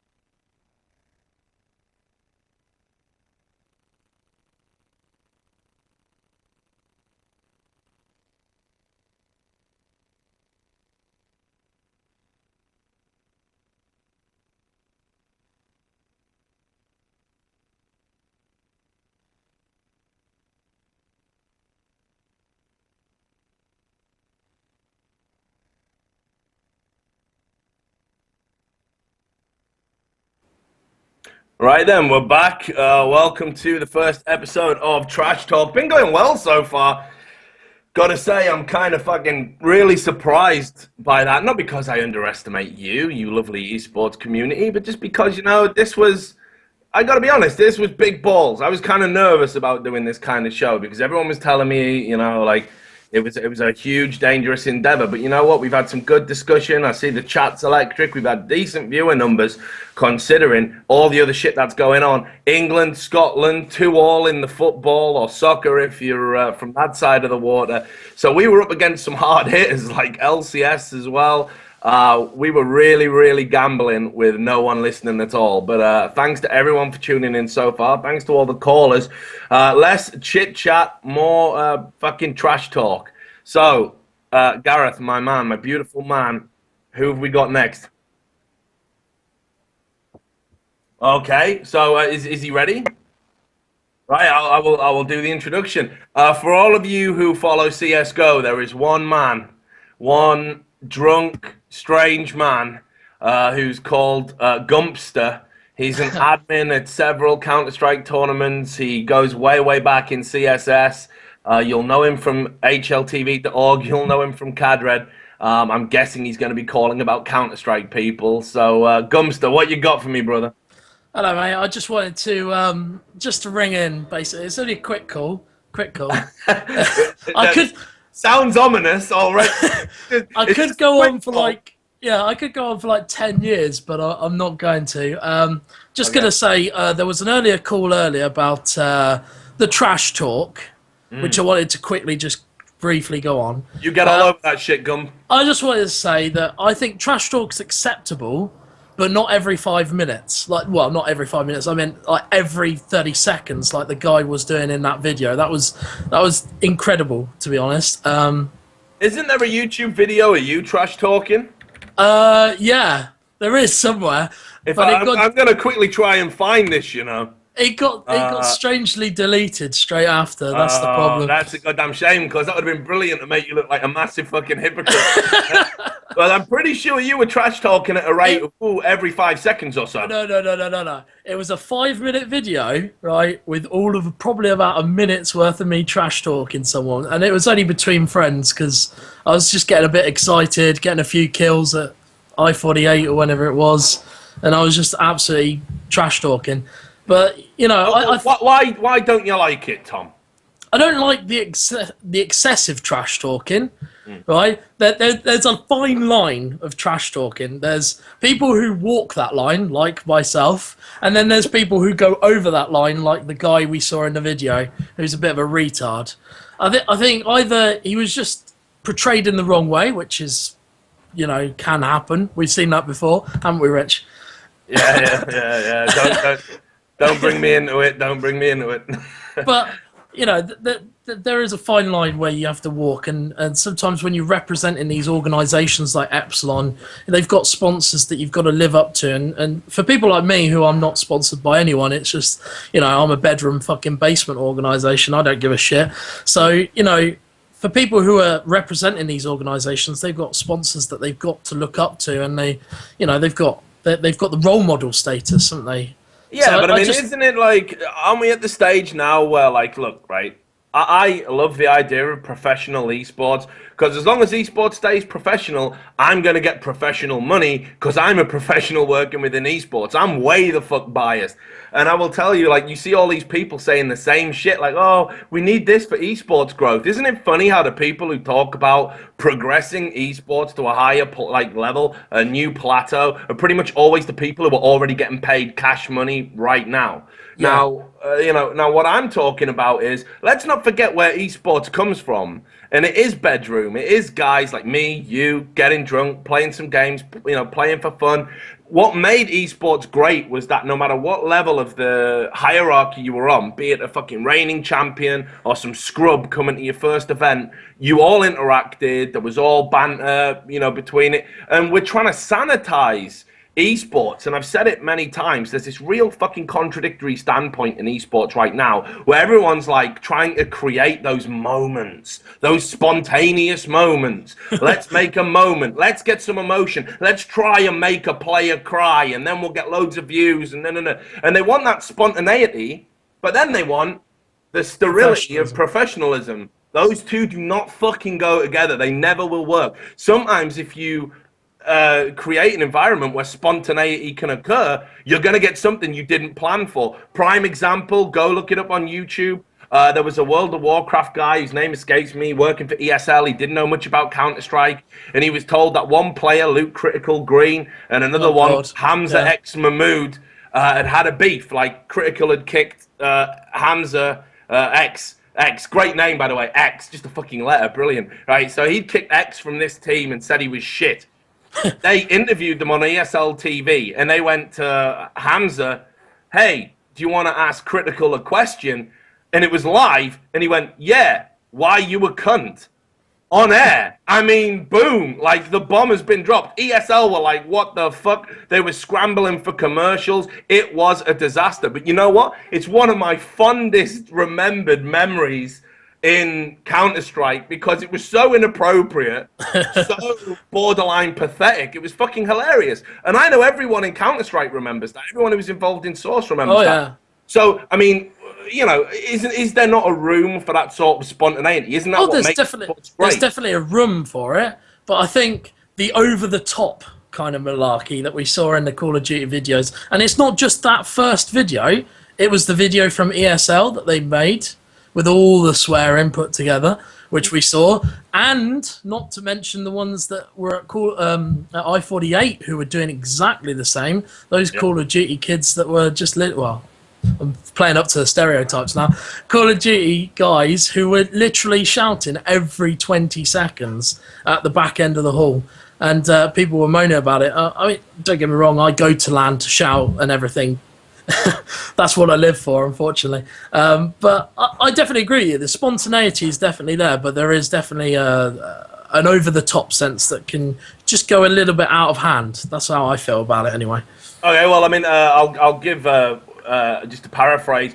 Boss DH said it. He said, "Trash talk is like taking the piss. If you do it right, it's hilarious and everyone joins in and laughs with you. But if you get it wrong, it's shit and you generally get your ass kicked." So I think that pretty much surmises everything that we're saying here.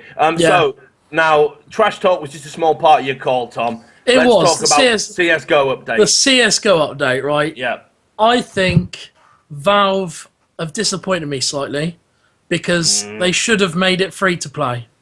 And I don't care what anyone else has to say. It may raise the level of cheaters, but as you said in your article recently, the same percentage of cheaters will be there. It doesn't matter if it goes free to play or not. I think Valve have missed the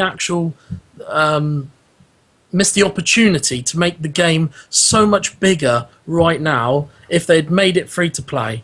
They're still going to do it though, right? I hope so. I mean, they've obviously paved the way for it. I'm just sort of not getting their reason of not making it free to play now, and maybe looking at it in the future. I mean, what's the point in turning it free to play in the future when they can do it now? Yeah, but can they do it now, Tom? Explain to me. It's not. Is it as simple as just pressing a button and that's it? Now it's free to play. Everyone can download it. They've got to think about things. They got to put stuff in place. Like, for example, every whiny little bitch that bought a copy of the game is going to want something. They're going to want something, like what they did with TF2. Like when TF2 went free to play, everyone was like, bought the orange box.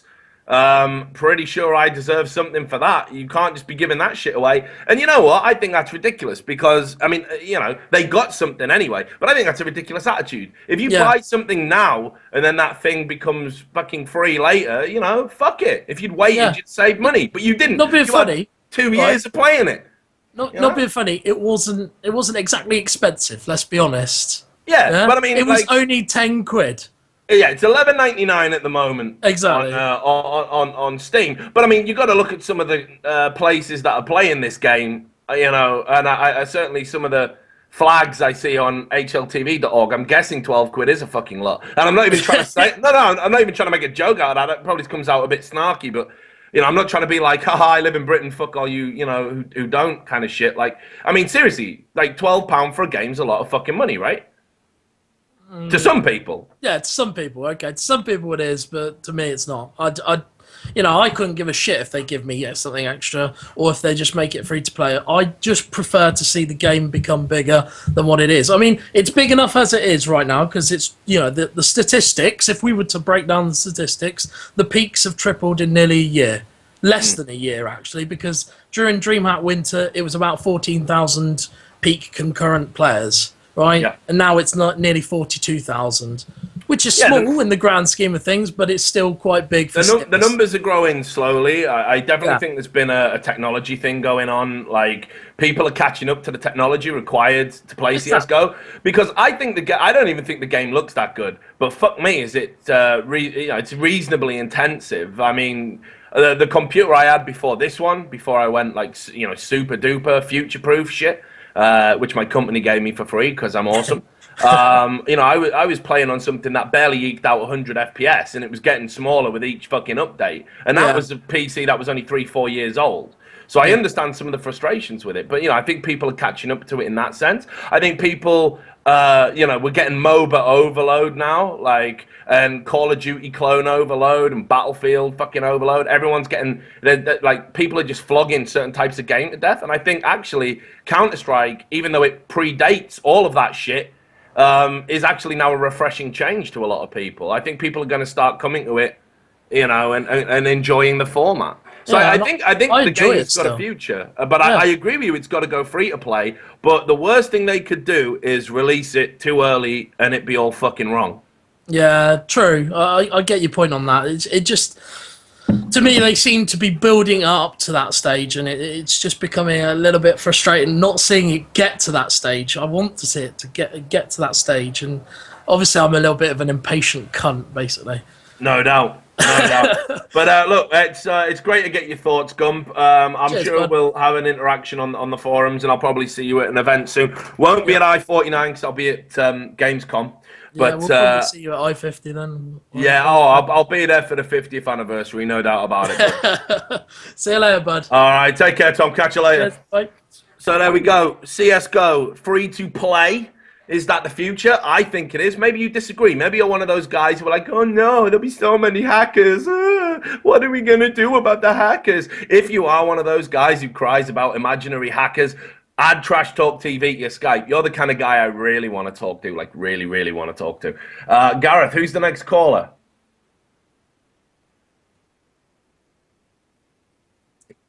His name is what? JL. Fucking hell. Okay, JL, you want to talk about CSGO? Hit me with it. What's on your mind? Hey, why are you a cunt? It's X. No, I'm just kidding. I know.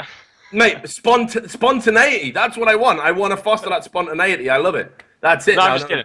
Yeah, that's okay. I just called up to talk about CS:GO again as well. I mean, I couldn't agree more with what the last guy was saying about free to play is what they really need to do. And then you had made the comment about people crying about hackers and shit. But yeah, I think that's really stupid because when we're talking about esports, we're talking about LAN events, and people aren't going to be cheating at a LAN event. There might be more hackers online. Who gives a shit? At the end of the day.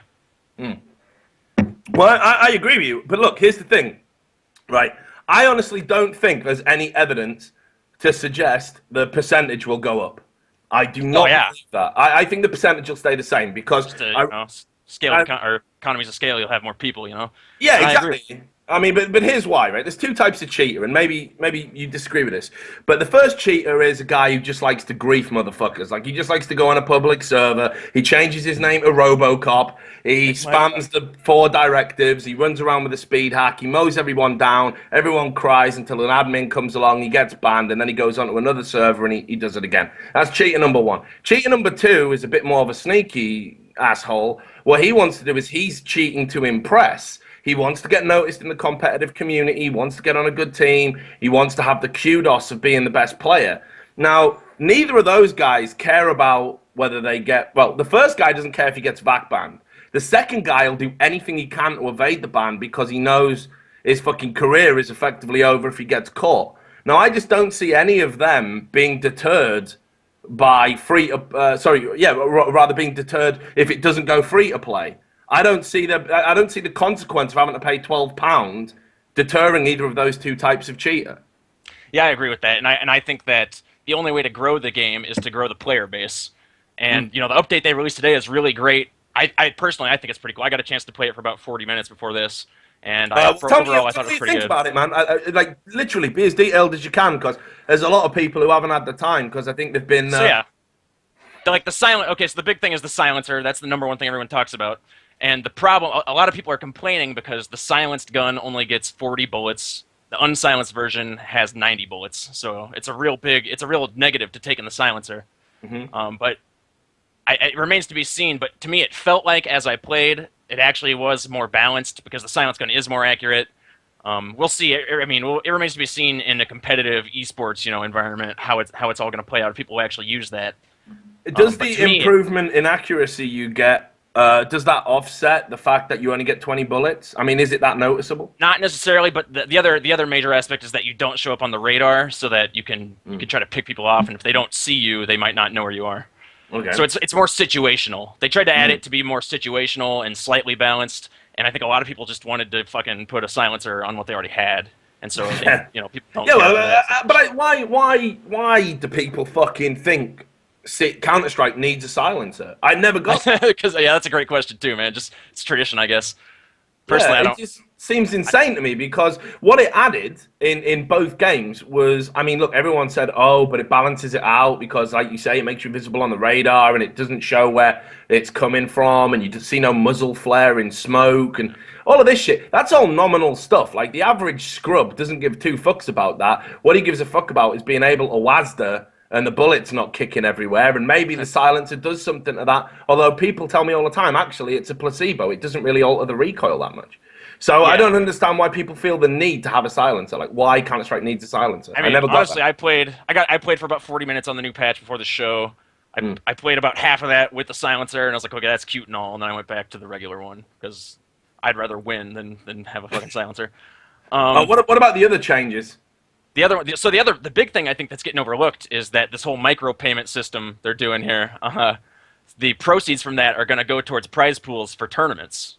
And so I think obviously what they're hoping to do, I would think, is to either add CS:GO to the international or to basically do a similar international type event with CS:GO, where hopefully, ideally, we can get the major teams from the world, from North America and from Europe, in the same place to fucking play each other. Man, that's got to happen soon. The ESEA thing was such a fucking letdown. Yes. I mean, next level letdown. Like, you finally get to a position where it's like, right, we've got a format now where we're going to get the best of Europe, the best of America. And I was meant to go to the last one, and I couldn't. I had a family emergency. I booked my flight. I lost a load of fucking money. It was great. And I couldn't go. And what I saw was like, pretty fucking interesting. But this one I was like really hyped for. And then no one can afford to get out there. And that's fucking tragic, man. And that's why, like, last DreamHack, we had one USA team go to DreamHack. And now we got ESEA. We've got one European team coming to ESEA. That's shitty. So hopefully this prize pool thing can get a big enough prize pool that it actually makes it worth it for everybody to actually attend. Yeah, and you know why it really sucks? Why it really, really sucks? Because you Americans have been coming over to Europe now for so fucking, so often, so frequently, like ESWC, Copenhagen Games. You guys have been present and correct. Europe never come to your fucking neck of the woods, man. I don't get it. Like, they need to fucking pony up. Okay. Any other points, JL, before I let you go? That's it. But one last thing, the ESEA LAN prediction, it's pretty obvious. Ninjas in Pajamas is going to fucking dominate the whole thing. I don't think American teams are gonna win a single match against these guys. Yeah, mate. I got to be straight up honest. They didn't do a lot to impress me last time around, but who fucking knows, man? We all miss Dazed. Rest in peace, Dazed. We need to get him back. He's going to Call of Duty. He's gonna be like, woo! Yeah, we'll be having a video of him for the next show probably. So, but anyway, look, thanks a lot for calling in, JL. I'm glad you're enjoying the update, and I share a lot of your views. So hopefully I'll speak to you again in the future. All right, see you, man. All right, peace out. Okay, so that was JL talking about the CS:GO update. Again, maybe you agree, maybe you disagree, maybe you've been playing the update, maybe you're playing it right fucking now and you want to call in while you're playing so you can let us know what it's about. If you want to do that, add Trash Talk TV to Skype. That's all you got to do. Who's the next call, Gareth?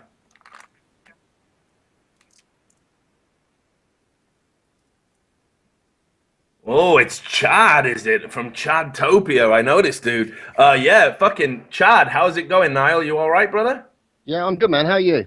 Yeah, not bad. It's been a fucking long time. I recognize that beautiful voice a mile off, and that fucking mugshot on your Skype picture as well. Easy tiger. Don't have to douse you down with cold water, for God's sake. Right, so you want to talk about stats and how they ruined FPS games. So let's do it.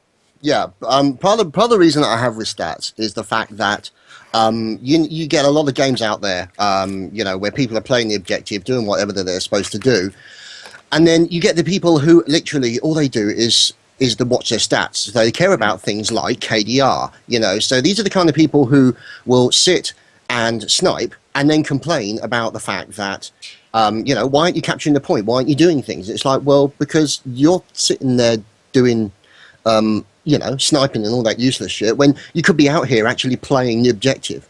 And it gets to the point where people, like, for example, I don't know if you've ever been on the Battlefield 3 Battlelog forums.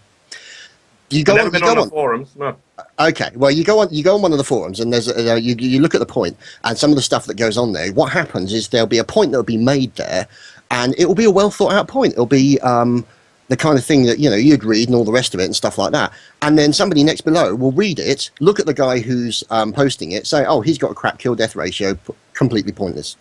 So it's just like completely disregarding his point just because the guy isn't as good a player or will not sit back and try and get as much points as possible, because it's just like, what the hell, man? You're supposed to be playing Ejected, you're supposed to be having fun for these people, you're supposed to be having enjoyment with this game. Granted, people want to win, I understand that, but win at any cost. I'd much rather win a close game than a complete one-sided race, because where's the enjoyment in a complete one-sided race? Where's the fun in that? It just pisses me off. There's people out there who are going to be saying this is more like a fucking pub server kind of point. But interestingly enough, if anyone follows CSGO competitively, recently there was another show called Podcast, which I'll never get invited on because Lurpis thinks I deserve to die of a heart attack for having opinions. Go figure, from someone who's opinionated. But anyway, they had Taz from ESC Gaming, and Victor is one of the best fucking CSGO players. He's a 3-time WCG gold medalist. He's a Hall of Famer in WCG, one of the most successful Counter-Strike players of all fucking time, and a great guy to boot. And he talked really openly on that show about how HLTV.org, as in the stats system, had harmed his team professionally because people suddenly started to care more about their perception within the community, like if they were always bottom of the frag charts, than actually just achieving the wins. And he was very open and candid about that. So it just goes to show that this idea of being individual and stat focused over being objective focused can even permeate its way through to the very highest echelons of any game. Yeah, I mean, you look back at the way that stats have actually changed things. I mean, you're going back as far as the likes of Battlefield 2 and probably even further back than that. But the thing is, it completely changes the mentality of the player. It becomes less about the team and the team objective and becomes more about a personal aggrandizement. It just gets to the point where it completely changes their point of view. They play to win at any cost, and that other people's enjoyment, all the rest of it. Everybody is out for themselves, and it irritates the living fuck out of me, because every time I see this, it's like, it's so obvious. Don't look at the stats. The stats are meaningless at the end of the day. I mean, you could see the stats of somebody who may not necessarily have a kill-death ratio, but he might be an esports superstar. Because he doesn't give a crap about kill-to-death ratio. Yeah, but not only that. I mean, I think if you move away from FPS games, and let's talk about what's dominating esports at the moment, and that's MOBA titles. The most frustrating fucking thing about playing a MOBA game is that the people come into it with this mentality. It's a dueling game. It's a dueling game. I'm 1v1 against someone in my lane, and I've got to get more kills than them. And if I've got the most kills on my team, I'm an awesome fucking MOBA player. But the reality is, you can have the most kills and lose games all the time, because what you do is you get fed in the laning phase, but then you don't go and try and achieve objectives, or you don't roam around the map. And what people need to realize is it's a 5v5 objective-based game where you take towers, again, talking about, both games, but specifically for LoL, you take Baron at key times, you take Dragon at key times, and eventually you make that final push and you take the Nexus. And it's the only reason you kill people in those games is to achieve objectives. What separates a good player from a fucking scrub is basically the understanding that objectives take precedent over your own personal score. So here's what I'm going to ask you, Niall, because I'm always dropping these questions on people. What's the solution? How do we change the current landscape? Oh, okay. Now that's such a difficult thing to actually consider, because it's become so ingrained within FPSs and games in general that I think getting it out there's going to be such a backlash against it, because people won't be able to compare their EPs. They won't be able to say, "Oh, I'm better than so and so because my stats say so." It's a certain amount of posturing that's going on, and the thing is, breaking people out of that mentality is going to be the hardest thing. And you know, the question is, do you have a situation where in the case of pro players, stats to a certain degree are important, because it enables you to see, for example, like trends, whether or not they're playing well under certain circumstances. So, I mean, the thing is, Boss DH just makes a point. He says that's why 1v1 is better as an esport than 5v5. And I completely agree with what he's saying on that one. Yeah, I mean, I can kind of see that, but I mean, I'm always going to love teams, man. I'm always going to love team games. The idea of 5 different personalities coming and competing, and then, you know, they manage to somehow, you know, be better than everyone else. I mean, like, you know, in CSGO, you've got Nip and everyone. I mean, again, some pretty shameful shit if we're honest about it. Like Lurpis, again, I'll just call this out because everyone knows it anyway. He wrote a article, and this is generally what they do on HLTV.org, and it's what they generally do incredibly well, better than what we do on CADRED. And that is, they take the stats system, they analyze the stats, and then they come to a conclusion based on the stats. But what Lurpis did, because he can't stand Fifth Laren from Ninjas in Pajamas for whatever fucking reason, whatever personal beef it is, maybe he can't stand somebody who he perceives to be a lesser player than him earning more money than he ever saw, or whatever the fuck. He basically wrote this stats article, and it was just a veiled, this is why Nip should kick Fifth Laren piece. And it's pretty fucking shameful, because obviously what they've got is a perfect chemistry. You know, they go to events, they win events, they've never placed outside of the top 2 at any fucking event that they've attended. They've won the most prize money. They've set the benchmark within the scene. Why do they need to change anything at all? Just because some guys got a lower KPD than everyone else? Exactly. Another thing, actually, this is one thing that happens with a lot of teams who become very successful, is one of the advantages you have, especially if you go for a long period of time where you don't actually lose a game, you actually have a psychological advantage that you can use against the teams that you are playing against, because you have that kind of big bad sort of reputation that these guys are going to be really hard to beat. These guys are going to be an absolute bastard to beat. And those teams that are then playing against them not only then have to beat the team on the battlefield, so to speak, but they also then have to overcome this psychological barrier that's bashing them over the head. And it's just, you know. And it can work the other way. Prime example, again, to use a CSGO example, there was an event in Prague recently, the Mad Cats Prague event. Yeah. And there was some mixed team that went out where basically a 1.6 player of not great note paid a lot of money to get a team of superstars to go out under the Nostalgia brand name, and they went out, and he was called Overdrive, and he played dog shit like for a vast majority of the tournament. But against the Nexus, he started getting 2-mans and 3-mans, and the other team were going fucking wild, like, oh my god, you're even losing to the shit player. Like his own team were going, oh my god, you're losing to the shit player. And if ratios and all of that meant nothing, you know, a Nexus would have been able to laugh that off. But clearly it got to them, because they folded faster than fucking Superman on laundry day, and they were going home. You know, it was as simple as that. So, you know, I'm definitely with you. I'd like to see esports become more objective focused. And I think what's helping that is things like, you know, the ELO ranking system that we've brought across, which is fundamentally flawed in its own way. But, you know, things like MMR, your matchmaking ranking, which we've now got in CSGO, it's going to be all about wins. And people are going to quickly realize that if you're winning more games than losing, you're the motherfucking boss. It's as simple as that. It doesn't matter how you do it. Exactly, you're doing something right. Absolutely, yeah. Because I mean, the thing you look at how LoL has grown as a flipping esport. I mean, this is a game I will admit I've hardly touched LoL. I played it 3 times, and the first 3 times I ever played it, I actually won the games that I was playing, which was something of a complete shock to me. And you know, was I top of the scores? I didn't really give a shit. I just had fun. Yeah, maybe that's what we need. Maybe we need to bring the fun back to esports, Niall. Who'd have thought it? Wouldn't fun be nice? But anyway, look, thanks a lot for calling in, brother. I love your casting, by the way. Keep it going. Thanks, man.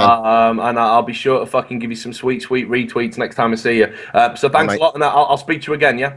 Catch you later. All right, take care, brother. So there you go. Stats are killing esports. That's the problem. FPS games especially. People are getting obsessed with KPD ratios and not about objectives, not about winning. We're coming to the last 10 minutes of the show. So we're going to quickly rush through some callers. But if you want to try and get in before the end, Trash Talk TV, add it to Skype. Okay, Gareth, who have we got next?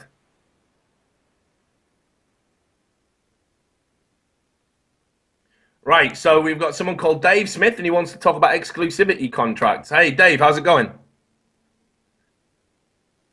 Can you hear me, Dave? Good. Hey, how's it going, Dave? You're on air. For a minute there, I thought it was one of those fucking spirit mediums. I was like, is there anybody there? Is there anybody there? He's here. So, Dave, what have you got to talk about? I just want to talk to you. Because before, I think it was like Esports Heaven or whatever, you were always talking about the Riot Esports exclusivity contracts with I'm not sure who you're talking about, like the events, I'm assuming. All right, well, what I've brought up in the past is what I mean. It's probably one of the worst kept secrets in esports, and that is that Riot looked at potentially saying to organizations, if you have a LoL team, you don't have a Dota team, and that was about it really, and not a lot supposedly came of it because obviously people objected. Yeah, are they doing like similar things to events like MLG and IPL? Go ahead. Yeah, my understanding, to be honest, Dave, is I've certainly heard that they have. I hope I'm not breaking the fucking Trade Secrets Act by talking about it, but my understanding was that, you know, MLG, and you've got to understand this was all pre-LCS. I mean, season 2. The conversation's not really relevant anymore because how it used to be was if you want to host our tournament and run a LoL event and get the LoL streaming numbers and all that good shit, and Riot will put up the prize money, you ain't having fucking Dota 2 on your table. And there's been very few people that have been able to, get around that. And generally they get around it by having a reduced prize pot or whatever the fuck, or not being officially recognized. And that's how it used to work. And I know for a fact that there's several people, people of high standing can talk about this. People like, DreamHack, they can probably get away with it. Other people, less so. But then what happened was they brought in their own product, LCS, which incidentally fucked MLG really hard, in particular. And now what it is you kind of almost, basically, you're hosting their fucking event, man. You're hosting their tournament. If you want to run a League of Legends event now, it's for the amateur scene. And generally, the LCS competing teams aren't going to be able to compete in it because, that's where they exclusively compete. And that was something that came in. CGS, if you remember that, tried to do the same for their franchise teams and franchise players. They didn't want them playing in normal LAN events, but then they quickly realized, fuck, we're not paying them enough money to justify it. They could actually make more money on the circuit. And then the agreement was you had to get permission to attend an event and you had to wear the shirts at all times and stuff like that. And I'm sure if the right event came along, Riot would do that as well. But generally, the whole exclusivity thing's kind of moot now. Because LCS is here and it's going fucking nowhere. And everyone wants to kind of get in on that rather than just get in on League of Legends.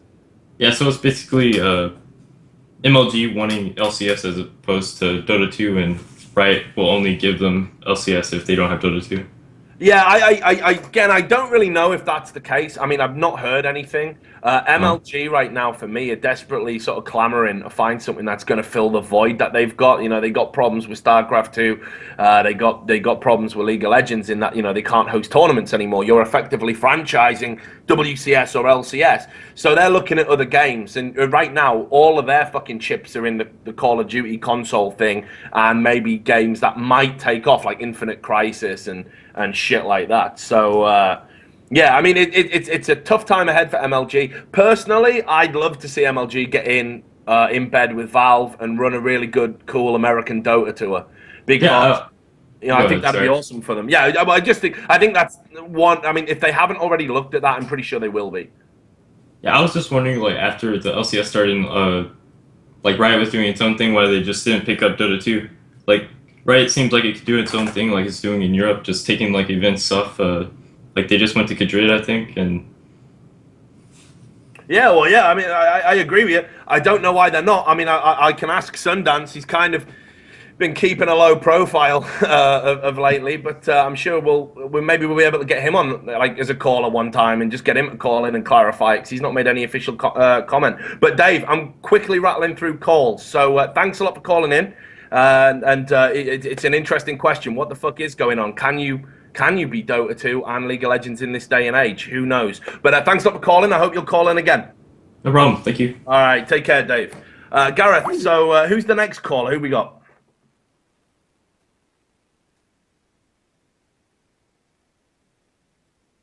So we got someone calling in now about WCS and region locking. I didn't get what the name was because Gareth can't speak. No spoon feeding. Great fucking name. So what have you got for us? Yeah, I want to talk about LCS, or not LCS, fucking WCS and the Korean takeover. Okay, cool. Yeah, go for it. I think the people that complain about like the whole region lock and there's too many Koreans, I think those type of people are just mad that they can't win any like easy money. So I think they should, if they want to fix this, I think they should just like either like lower the prize pool so it's not worth it to send the Koreans over to the event, or just like region lock it and then put it down, like the prize pool down, because it's obvious like they can't compete, so we're like with the Koreans, so they shouldn't get the same amount of money. Does that make sense? Yeah, it totally makes sense. First, sorry, go on. No, say what you want. Well, I was just going to say, I mean, I definitely agree with the region locking thing. I mean, I don't think you're going to find anyone at this stage that disagrees that region locking needed to happen, didn't happen, definitely needs to happen if WCS is ever going to work in some conceivable format. But what interests me is what you're saying about lowering the prize money overall for North Americans. I mean, that's pretty fucking bold. I think you would be in a minority there. Yeah, I probably am, because I don't know. I just see it as that like. Doesn't mean you're wrong, brother. Fuck it. I've been in a minority most of my esports career. It's just like, why should they region lock it and keep the prize pool the same when your region is significantly worse, so worse that they can take the crappiest Koreans from Korea and win your event, like sweep it completely, top 8 pretty much. Do you think, though, that if you were to lower the prize money, you decentivize Americans getting in to StarCraft 2, trying to compete at a higher level, trying to put in more hours, more practice to become awesome? And equally, I mean, don't forget, there's a fucking world final after the region.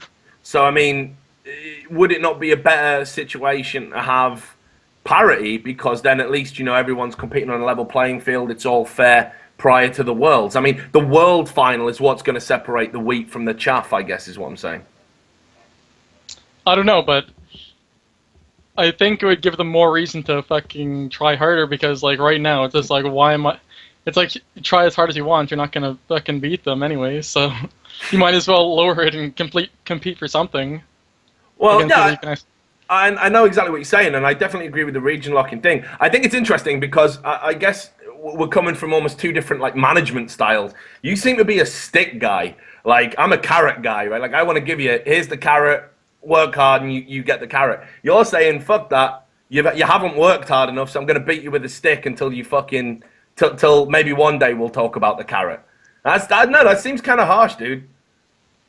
And like, for viewership, it's like, you'd probably get this, people say like, oh, people prefer watching white versus white instead of Korean versus Korean, so it's just like the viewership should be there, right? But like there's other tournaments that do like significantly lower prize pools, but they don't get as many viewers on their stream. Is that just because they're not like official or whatever, or? I don't know. I mean, I think if you look at what Total Biscuit did with the Shoutcraft tournament, they had pretty big fucking streaming numbers, and it was Americans only. I mean, I think there's a market there. I think it's just how it's packaged. Like it's like you say, I don't think anyone's going to turn up to watch an American get stomped by a Korean. But two top Americans playing each other, I think anyone will watch that because you want to get a feel and a flavor of, you know, who's the big dog in that region. And I think those storylines can work. It's just what Blizzard are doing at the moment is like diluting the strength of the storylines they've got by not region locking, you know, letting everyone mix in with everyone else. And like you'd still get enough, like the North Americans would still get enough to compete eventually at BlizzCon or whatever, because then they can compete for the big money or whatever. And I also think they should. I was watching, I think Slasher did an interview with Mr. Shea at the International 3, and Shea was talking about how some of the Korean fucking tournament holders are getting kind of like angry at them because there's only one tournament now. There's just WCS Korea, which is like OSL and GSL. And they both go up to the same thing. And he thinks if you were to go back to how it was like with the GSL and the OSL being like their own individual tournaments, there'd be more. The Koreans would actually stay there instead of moving to other regions because they'd have more places to compete. I agree with you. I think that's a good point. I think you've maybe hit on the solution. Look, thanks a lot for calling in, Mr. No Spoon Feeding. I'm going to try and get one more call before the show ends. Awesome that you called in. Definitely keep watching, and hopefully you'll call in again at on another week. All right, thanks. All right, thanks a lot, brother. Have a good one. Okay, last call, Gareth. Make it a cracker.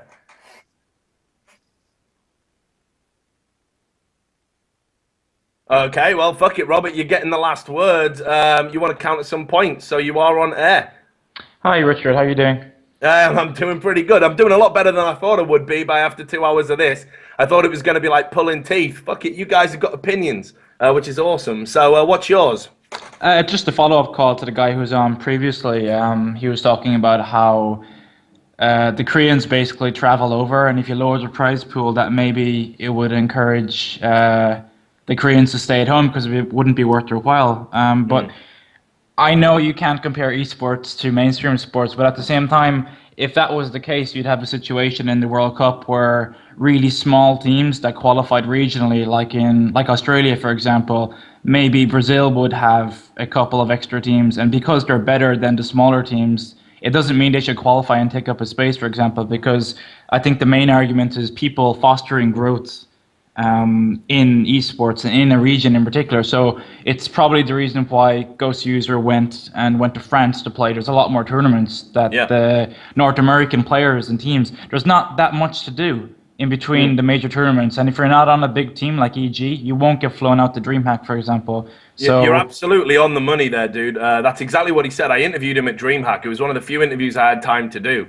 And that was exactly what he said. He said, like, there's just nothing going on in North America. Like, you've got this downtime, and exactly what you've said. If you're not an EG, you ain't getting fucking flown anywhere. Forget about it. You've got to try and wait for some small local event to come around, and maybe you get sent to that. And in the meantime, you're just playing fucking ladder matches on a stream.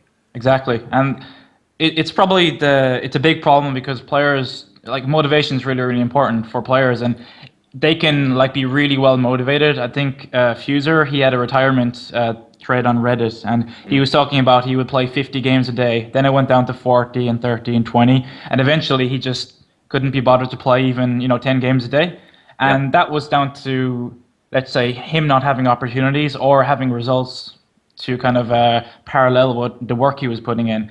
And so we have players that aren't on the big teams in North America, for example, that need to get a small amount of exposure, not just for getting on a team, but for themselves, for their own sort of reaching a small goal. Because if they don't get any sort of recognition for their hard work, then they eventually stop. And I mean, the Koreans have the best players, and the foreigners are good players. But there are certain regions like North America and even cases in Europe, but Europe is a little bit stronger, but especially North America where players need, it's not even about the money, Richard, it's more about the opportunity to, like Scarlett doing really well in her first tournament, she beat a Korean and she got noticed. So it would be good for people, like maybe if Soppy didn't do so well and he didn't get exposure, he'd still actually he'd probably be in doing his course in college or university now, and he wouldn't be playing pro gaming. But he did get noticed because there wasn't a lot of Koreans that were potentially not taking up his spot or his money, but a little bit of exposure that would have helped him take that small step forward.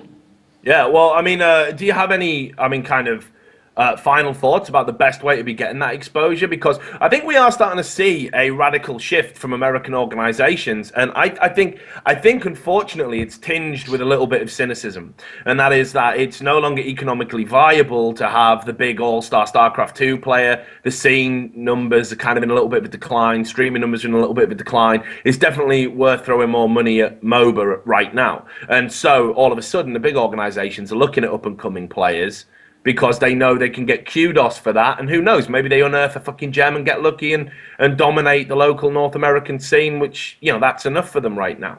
But is there anything you would do? I mean, again, if you were god of esports, let's imagine, let's fantasize, let's go nuts. You're god of esports and you could change it so younger and upcoming players get more exposure. What would you be doing? I think, because there's less, let's say, I call them a big training houses in Korea just for StarCraft. There's lots of people that go in, and then maybe 10 players come out, but they're really, really good. And the teams that pick up foreigners in North America and Europe tend to pick up people who are good at the game, but more so can sell the brand and sell themselves a little bit better.